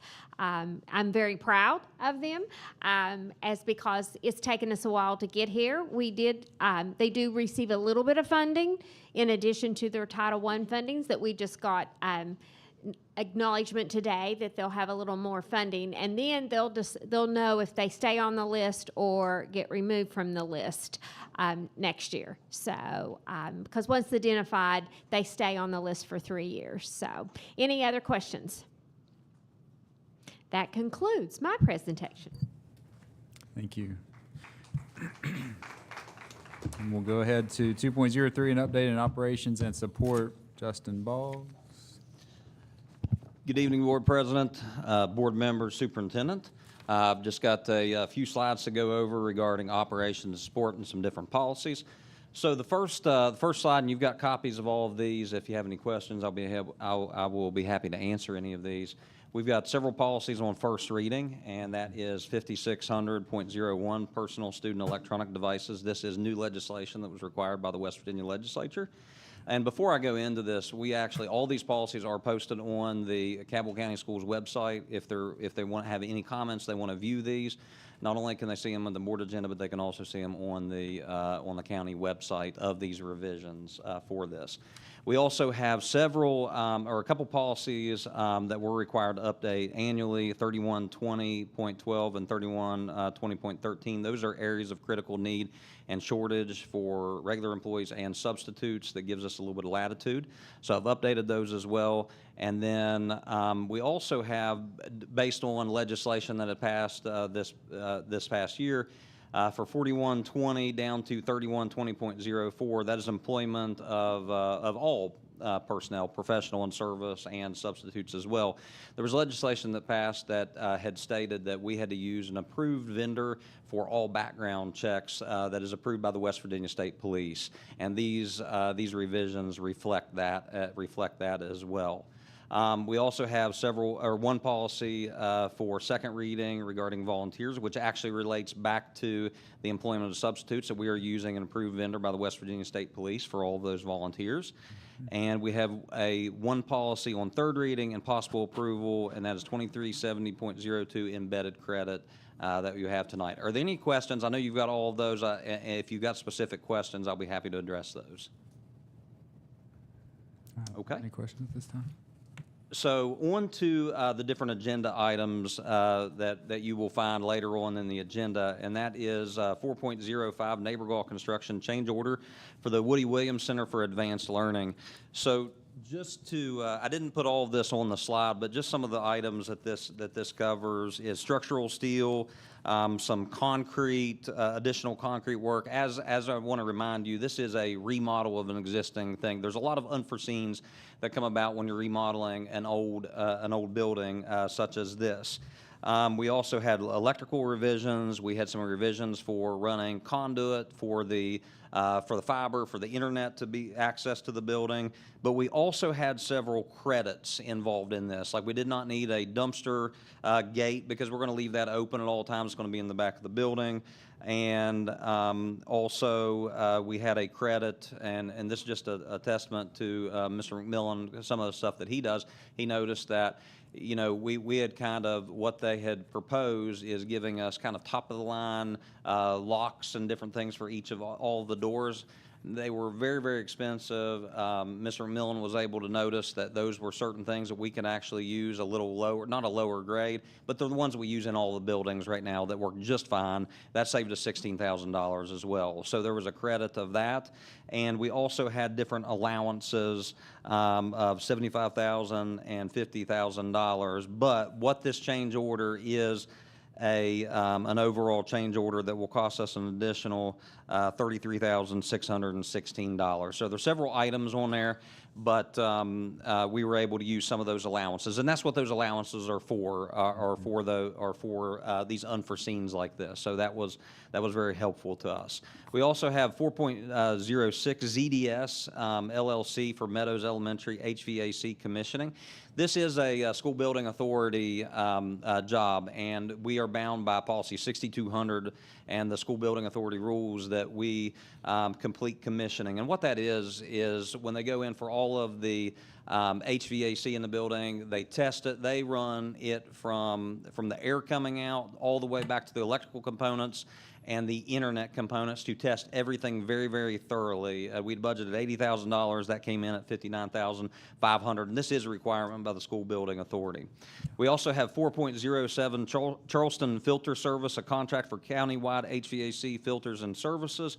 We were able to actually, this is $126,870. We were able to piggyback onto another district in the county, which was actually Harrison County. There are very few people that do these contracts for air filters. That company has been doing this for several years in Cabell County, but we were able to get a 3-year contract and lock in that price with a optional 4-year to lock in that price. As you know, everything kind of goes up over the past several years, but they actually own the filter frames, and a lot of our filters, our HVAC guys would not be able to keep up this. We actually did a cost analysis of having our HVAC guys do all of this, but they actually have to cut each of those, or many of these are individual air filters, and we do not want our HVAC guys doing nothing but air filters because that would consume all of their time. We need them to fix the HVAC and be able to keep it up and running and comfortable for our schools. So this is much more cost effective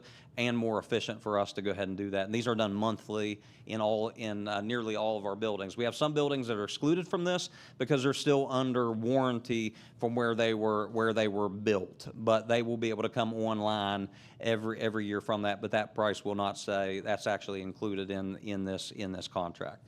So we also have 4.08 Republic Services garbage removal contract. This was bid out, and it was awarded to Republic Services, which they currently have right now. That we currently have right now. Again, this is a 3-year contract. We can also extend this to a 4th year if both parties agree, and that's the annual cost. We also have 4.09 New Meadows Elementary Storage Building, Keaton's Construction.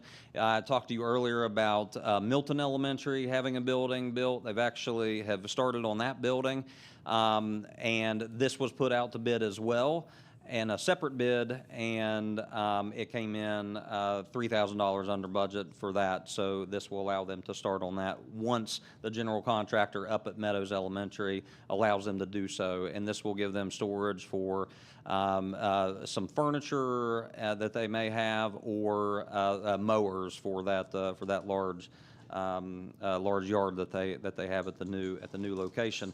And 4.10, I know we don't really want to think about road salt right now based on the last winter. However, we have to plan on this stuff right now.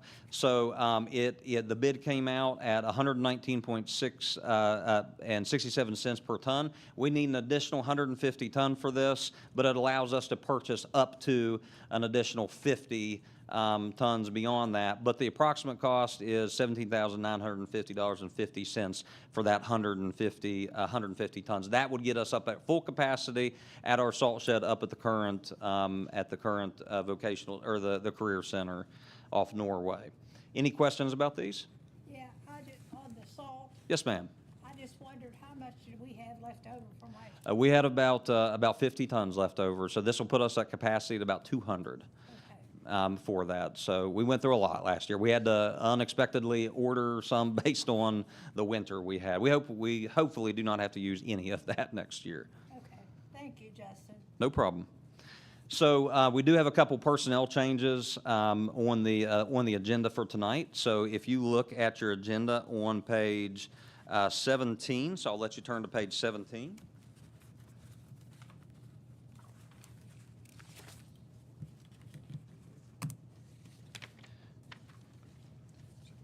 And that is 5147S, Alicia Claiborne.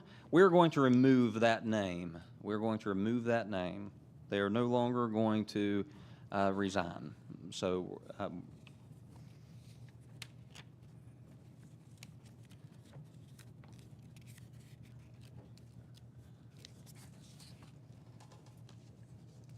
so if you would go ahead and turn over to page 22. And page 22, and that is A25091. A25091. We're going to remove this one as well, and that is Cody Hinkle, subsequent assignment. We're just going to do a strike through on that. We're going to remove that from the agenda for tonight. Board members, I had several items on the board agenda for tonight. We're very busy in our departments. I want to thank all of them for having a successful school year. Finishing up, they do a wonderful job, whether it be the maintenance department, cooks, custodians, teachers. We've got great employees, the best in the nation here, so I do appreciate that. Are there any questions that I can answer for you related to any of the items on the agenda tonight? I don't think so. Thank you. Thank you. All right, we'll move on to 2.04, communications from the superintendent, Mr. Hardesty. Thank you, President Pauly. Just want to say that we had a wonderful time celebrating graduation for Cabell Midland High School and Huntington High School. I know Mr. Cunningham was here just a few minutes ago talking about being a little bit lengthy, and he proved it again this evening, but we certainly appreciate the job that he's doing. We wish all of our seniors the very best on their new adventures, and all of our underclassmen finished the school year last Wednesday. Our 200-day employees will finish up tomorrow. So it's hard to believe now that it has been a year with students and our staff. And I just want to take a moment and thank you all for the opportunity and thank all of our staff for a fantastic year. It has been a true honor to be able to serve in this capacity over the last 11 months. And I look forward to the next year as well. We've been, since our students left last Wednesday, we have been doing professional development with all of our staff that has remained. So that professional development for our staff has been based on standards-based instruction, vertical alignment within their schools, and multi-tiered system of support, which we heard a little bit tonight of all three of those from our ATS schools. Very grateful to all that have actively participated in those professional development opportunities and all of those that put the time in to develop those. It was not an easy task. I thank Ms. Watts, her entire team, our teacher leaders that have been assisting, and all of those that have led numerous workshops over the last 4 days. I greatly appreciate them. Looking ahead, we do have our summer meal programs that will begin on June the 18th. So students will be able to participate once again, just as we did last year. There will be daily meal sites and weekly food boxes, depending on where people live and where those distribution points are. And the information has been shared with families via email. June 10th is our LPN graduation, so we're looking forward to that. And I need to pull 2 additional items from the agenda, and I apologize for this, but I do need to pull these 2. These are on page 12 under professional personnel. 5205P, there were 2 requests for leave. I'd like to pull Clarence Chapman and Randall Patrick O'Neill off of the agenda. There is one other item that we need to address in executive session, which is on page 25, 6.03, an admin leave. I'll be glad to explain that and explain anything else under the personnel section that anyone would have a question on. With that, that concludes my update this evening. All right, thank you, sir. Takes us to 2.05, delegations to be heard. We have any signed up to speak? I think we do. We do. First up is Dr. B.J. Roberts.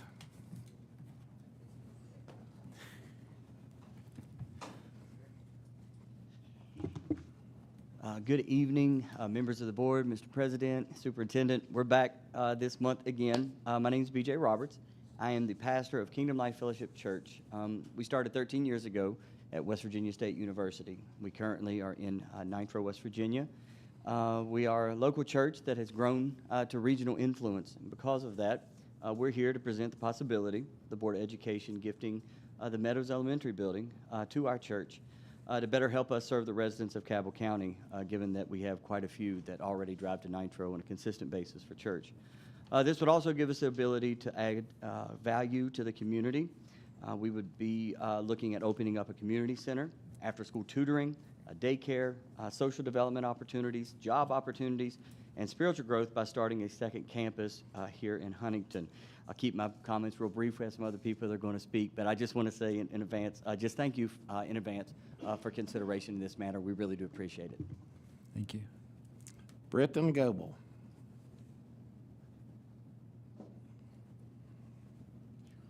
Feels good to stand up.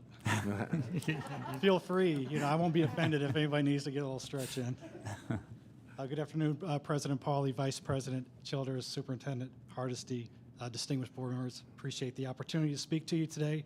My name again is Britton Goebel, and I'm here on behalf of Kingdom Life Fellowship as a member, but I also come to you as a former pastor personally. Like many of you, I've seen needs in families, in children, and in neighborhoods. And like you, I've sought to put myself in a position where I could help make a difference. School board members don't run for office to get rich. You run because you care and because being elected gives you the voice and authority to make a difference and to address those needs. That's what pastors do too. We see the broken pieces in people's lives and we look for ways to help, to step up, to show up, and to lead with compassion. That's what drives Kingdom Life Fellowship and our request this afternoon. We're asking to repurpose the former Meadows Elementary building in order to carry forward that same spirit of service through tutoring, daycare, food and clothing support, and community-centered events for the very people the building was intended to serve in the first place. Matthew 23:11 says, "The greatest among you will be your servant." That's the spirit we bring to this request, not to be served, but like you, to serve. Thank you for your time and consideration. Thank you. Dr. Lynn Goebel.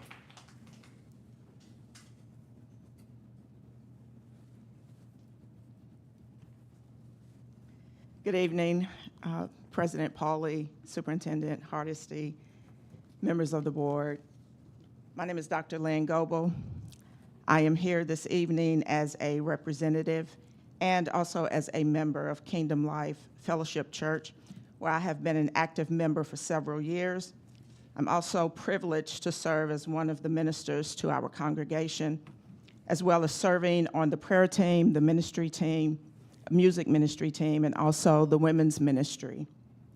I want to sincerely thank you today for the opportunity to speak with you on behalf of Kingdom Life Fellowship Church, to share the vision that my pastors, Pastor B.J. Roberts and Tasha Roberts, have for the ministry. Part of that vision is for us to expand our ministry beyond the four walls of the church and even beyond our own community. Having access to the Meadows Elementary School property will allow us to significantly expand our current initiatives that my pastor has also mentioned. Along with those initiatives, a monthly bread and milk giveaway to the community, to families in need that is at no cost to them, a food pantry to distribute non-perishable food items to help families with economic challenges and hardships, backpack and school supply giveaways each school year to support students within the community, an annual coat drive to provide warm clothing to families who are also experiencing hardships, a structured after-school program with tutoring, mentorship, computer access, creative activities in music and in the arts. This building would also serve as a learning center for students of all ages and a daycare center to support working parents. We also have fun activities for the children as well. Every year, annually in October, is our fall festival with games, food, music, and also free refreshments. This building would not only help us organize and expand these efforts, it would also provide job opportunities in administration, custodial work, youth programs, as well as childcare, and also create volunteer opportunities as well for those who wish to serve, keeping in mind that all of those individuals working with our children, they do undergo a background check to ensure a safe and secure environment, which is also part of our protocol in ministry. Thank you for your time. Thank you. Julian Irving.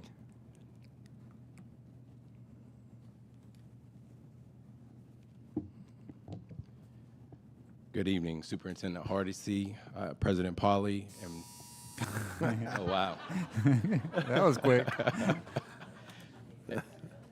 And board members. My name is Julian Irving, and I am one of the youth pastors at Kingdom Life Fellowship Church in Nitro. I'm here to express gratitude for your past generosity in donating properties to charitable organizations and to humbly request that you consider Kingdom Life Fellowship Church as a recipient of the former Meadows Elementary School. Our church has been a pillar of the Nitro community for over 10 years, serving families and investing in the lives of our youth. Our Elevate Youth Group currently ministers to a number of 6th through 12th graders, and our ministries are growing. We see firsthand the potential within our young people, and we are dedicated to providing them with a safe, nurturing, and enriching environment where they can grow spiritually. A former school building with its existing infrastructure and classrooms, a gymnasium, and communal spaces is uniquely situated to expand our capacity to serve. By entrusting Kingdom Life Fellowship Church with a former school building, you would not simply be donating bricks and mortar, you would be investing in the future of Cabell County's youth. You would be empowering an organization with a proven track record of positive community engagement to amplify its reach and impact. You would be providing a vital resource that directly aligns with your own vision, with your own mission of educating and uplifting the children of the county. We understand the significance of this request, and we are prepared to demonstrate our commitment to maintaining the property, utilizing it responsibly, and ensuring it remains a valuable asset to the community for generations to come. Thank you for your time, your consideration, and your dedication to the well-being of our community. We believe that together we can continue to build a brighter future for the young people of Cabell County. Thank you. Dr. Jade Irving.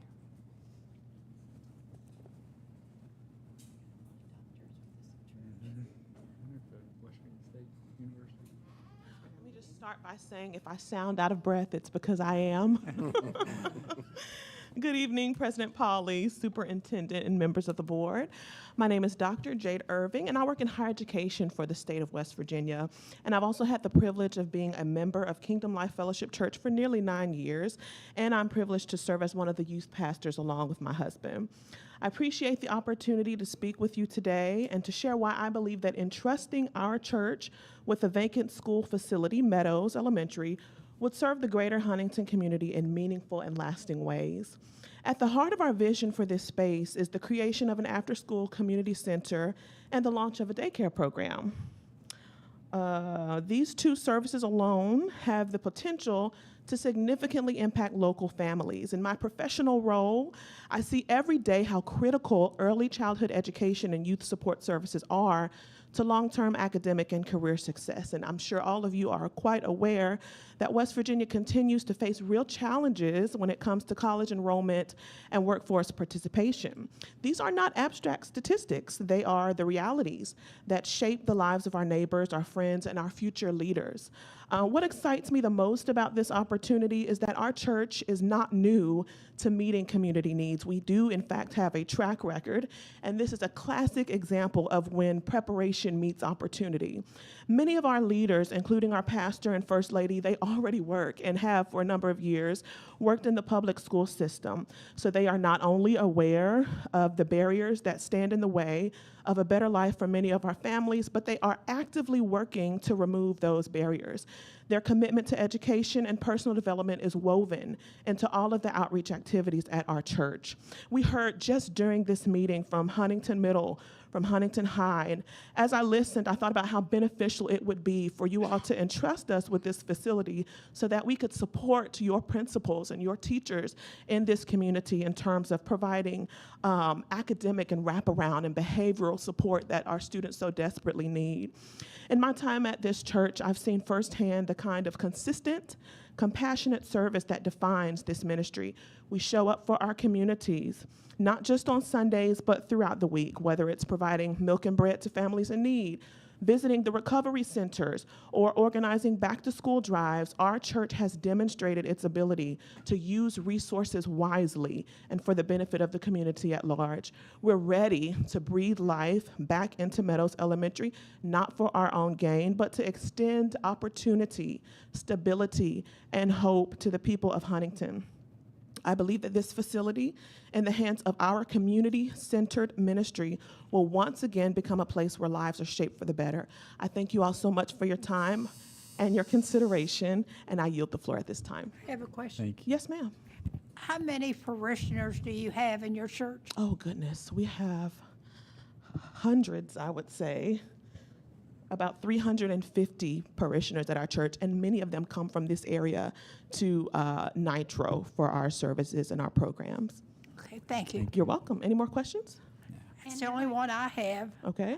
I have one. You're going to continue the program at West Virginia State University and then add this as a second site, correct? So we have outgrown West Virginia State University, and we have taken space in Nitro, West Virginia, and this is giving us an opportunity to expand to Cabell County as we are likewise growing rapidly in our space in Nitro, and this location would allow us to do even more than what we're able to do at Nitro. Thank you. You're welcome. Thank you.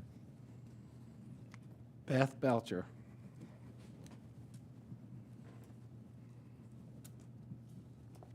Hello, my name is Beth Belcher.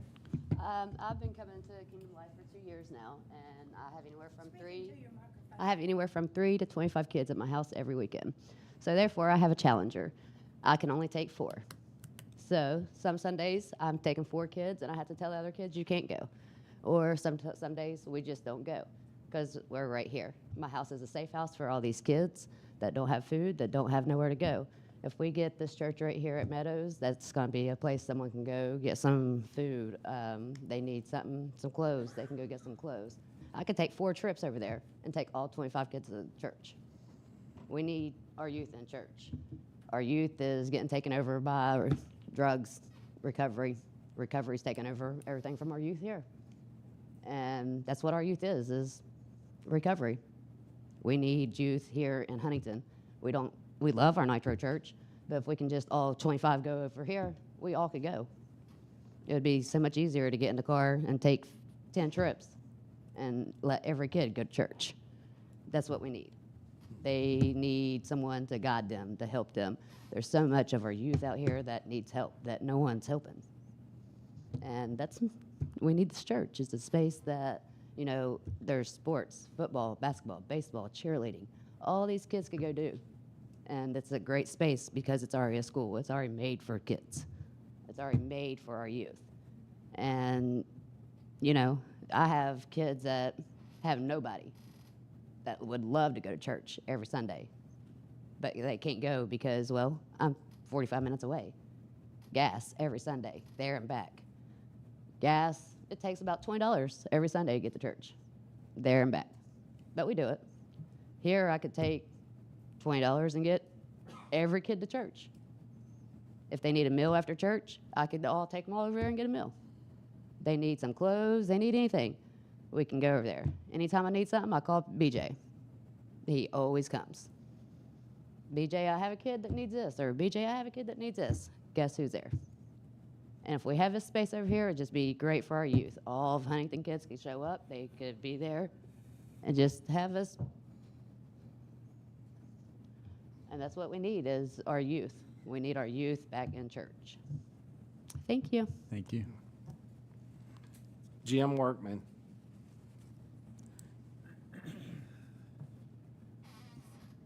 Thank you guys for the opportunity to speak to you.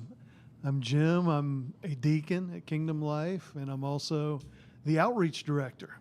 And to answer your question of earlier, the church began 13 years ago in a temporary space within West Virginia State University, but about a year later, we took possession of a former car dealership building, and it's become our church.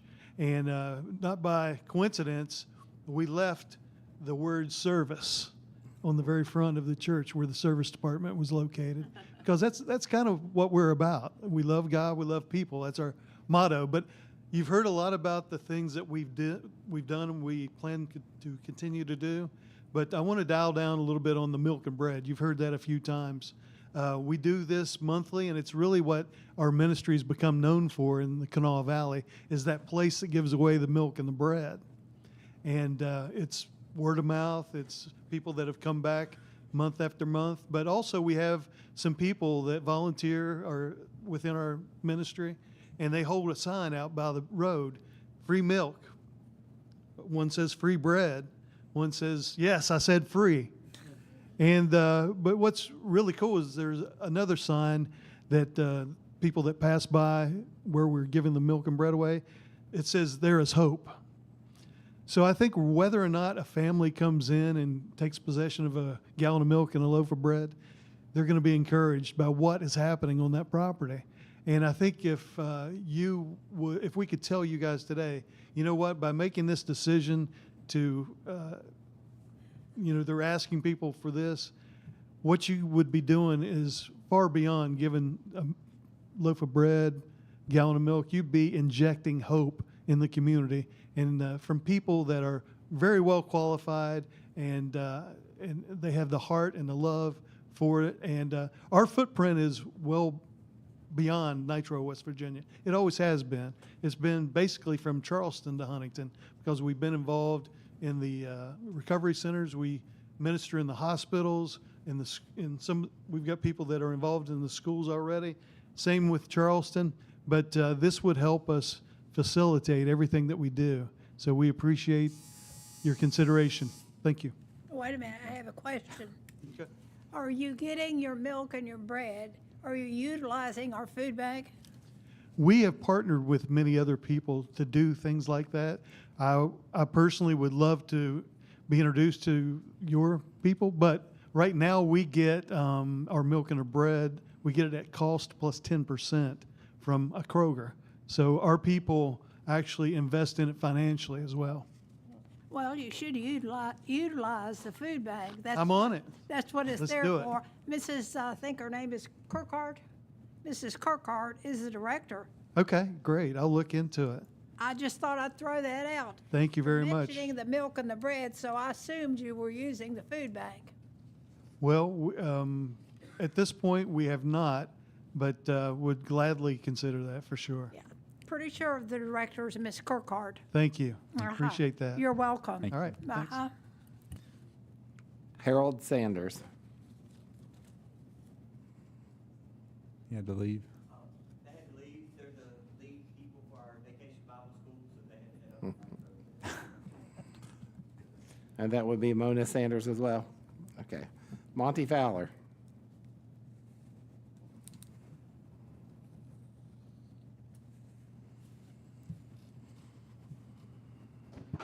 Good evening, Board. Monty Fowler, Huntington, West Virginia.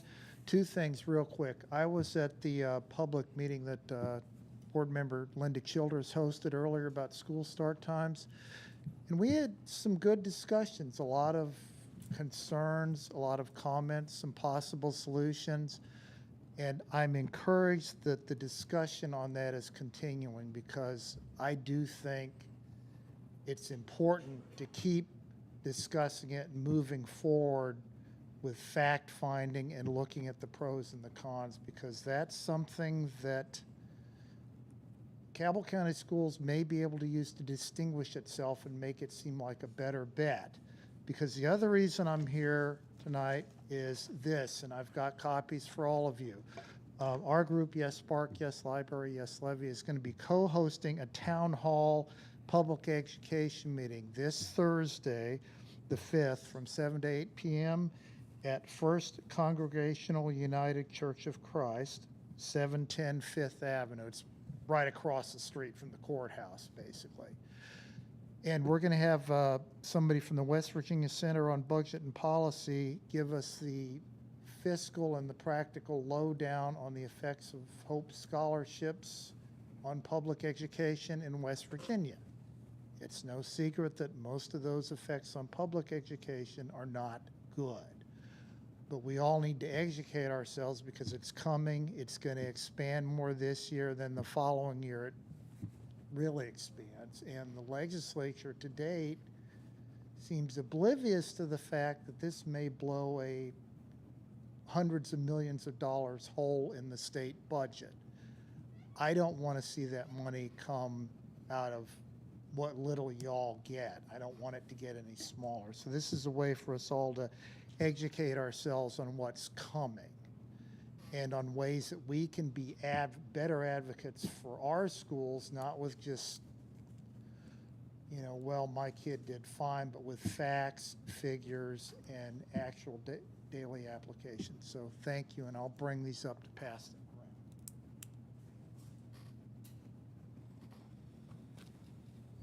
around.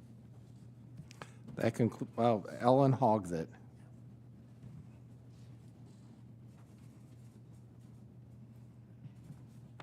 That concludes delegation. All right, thank you. All right, we'll move on then to 3.01, board member comments. I'm going to speak very briefly about the meeting that was held today at 2:30, where the public was invited and all the staff members were released to come. There were approximately 15 people in attendance, and I'm going to say probably 4 spoke about their concerns if the time was changed, and a couple spoke.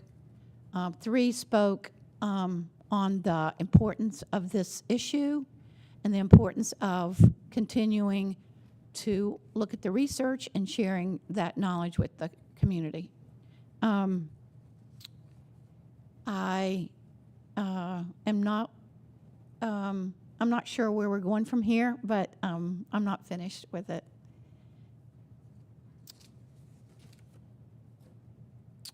There was something else I was going to say, and now I have forgotten. Who else does that? You may forget what they're going to say.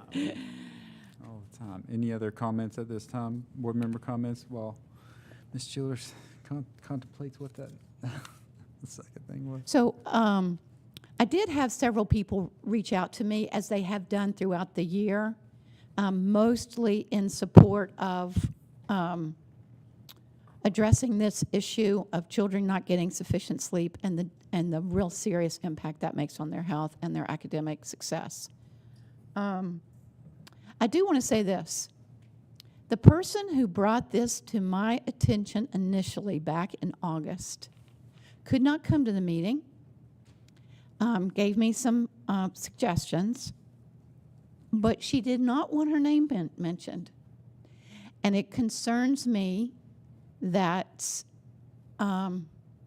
people are concerned about the backlash of standing up on an issue they feel is important. It's concerning. And that's it. Anything else? All right, any workshop requests at this time? If none, then we'll move on to section 4, the consent agenda.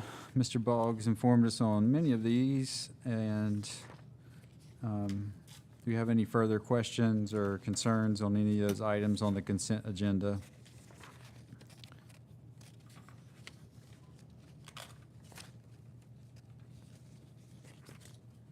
And if there are none, then we can move to 4.14 approval, and I'll just need a motion for approval of the consent agenda.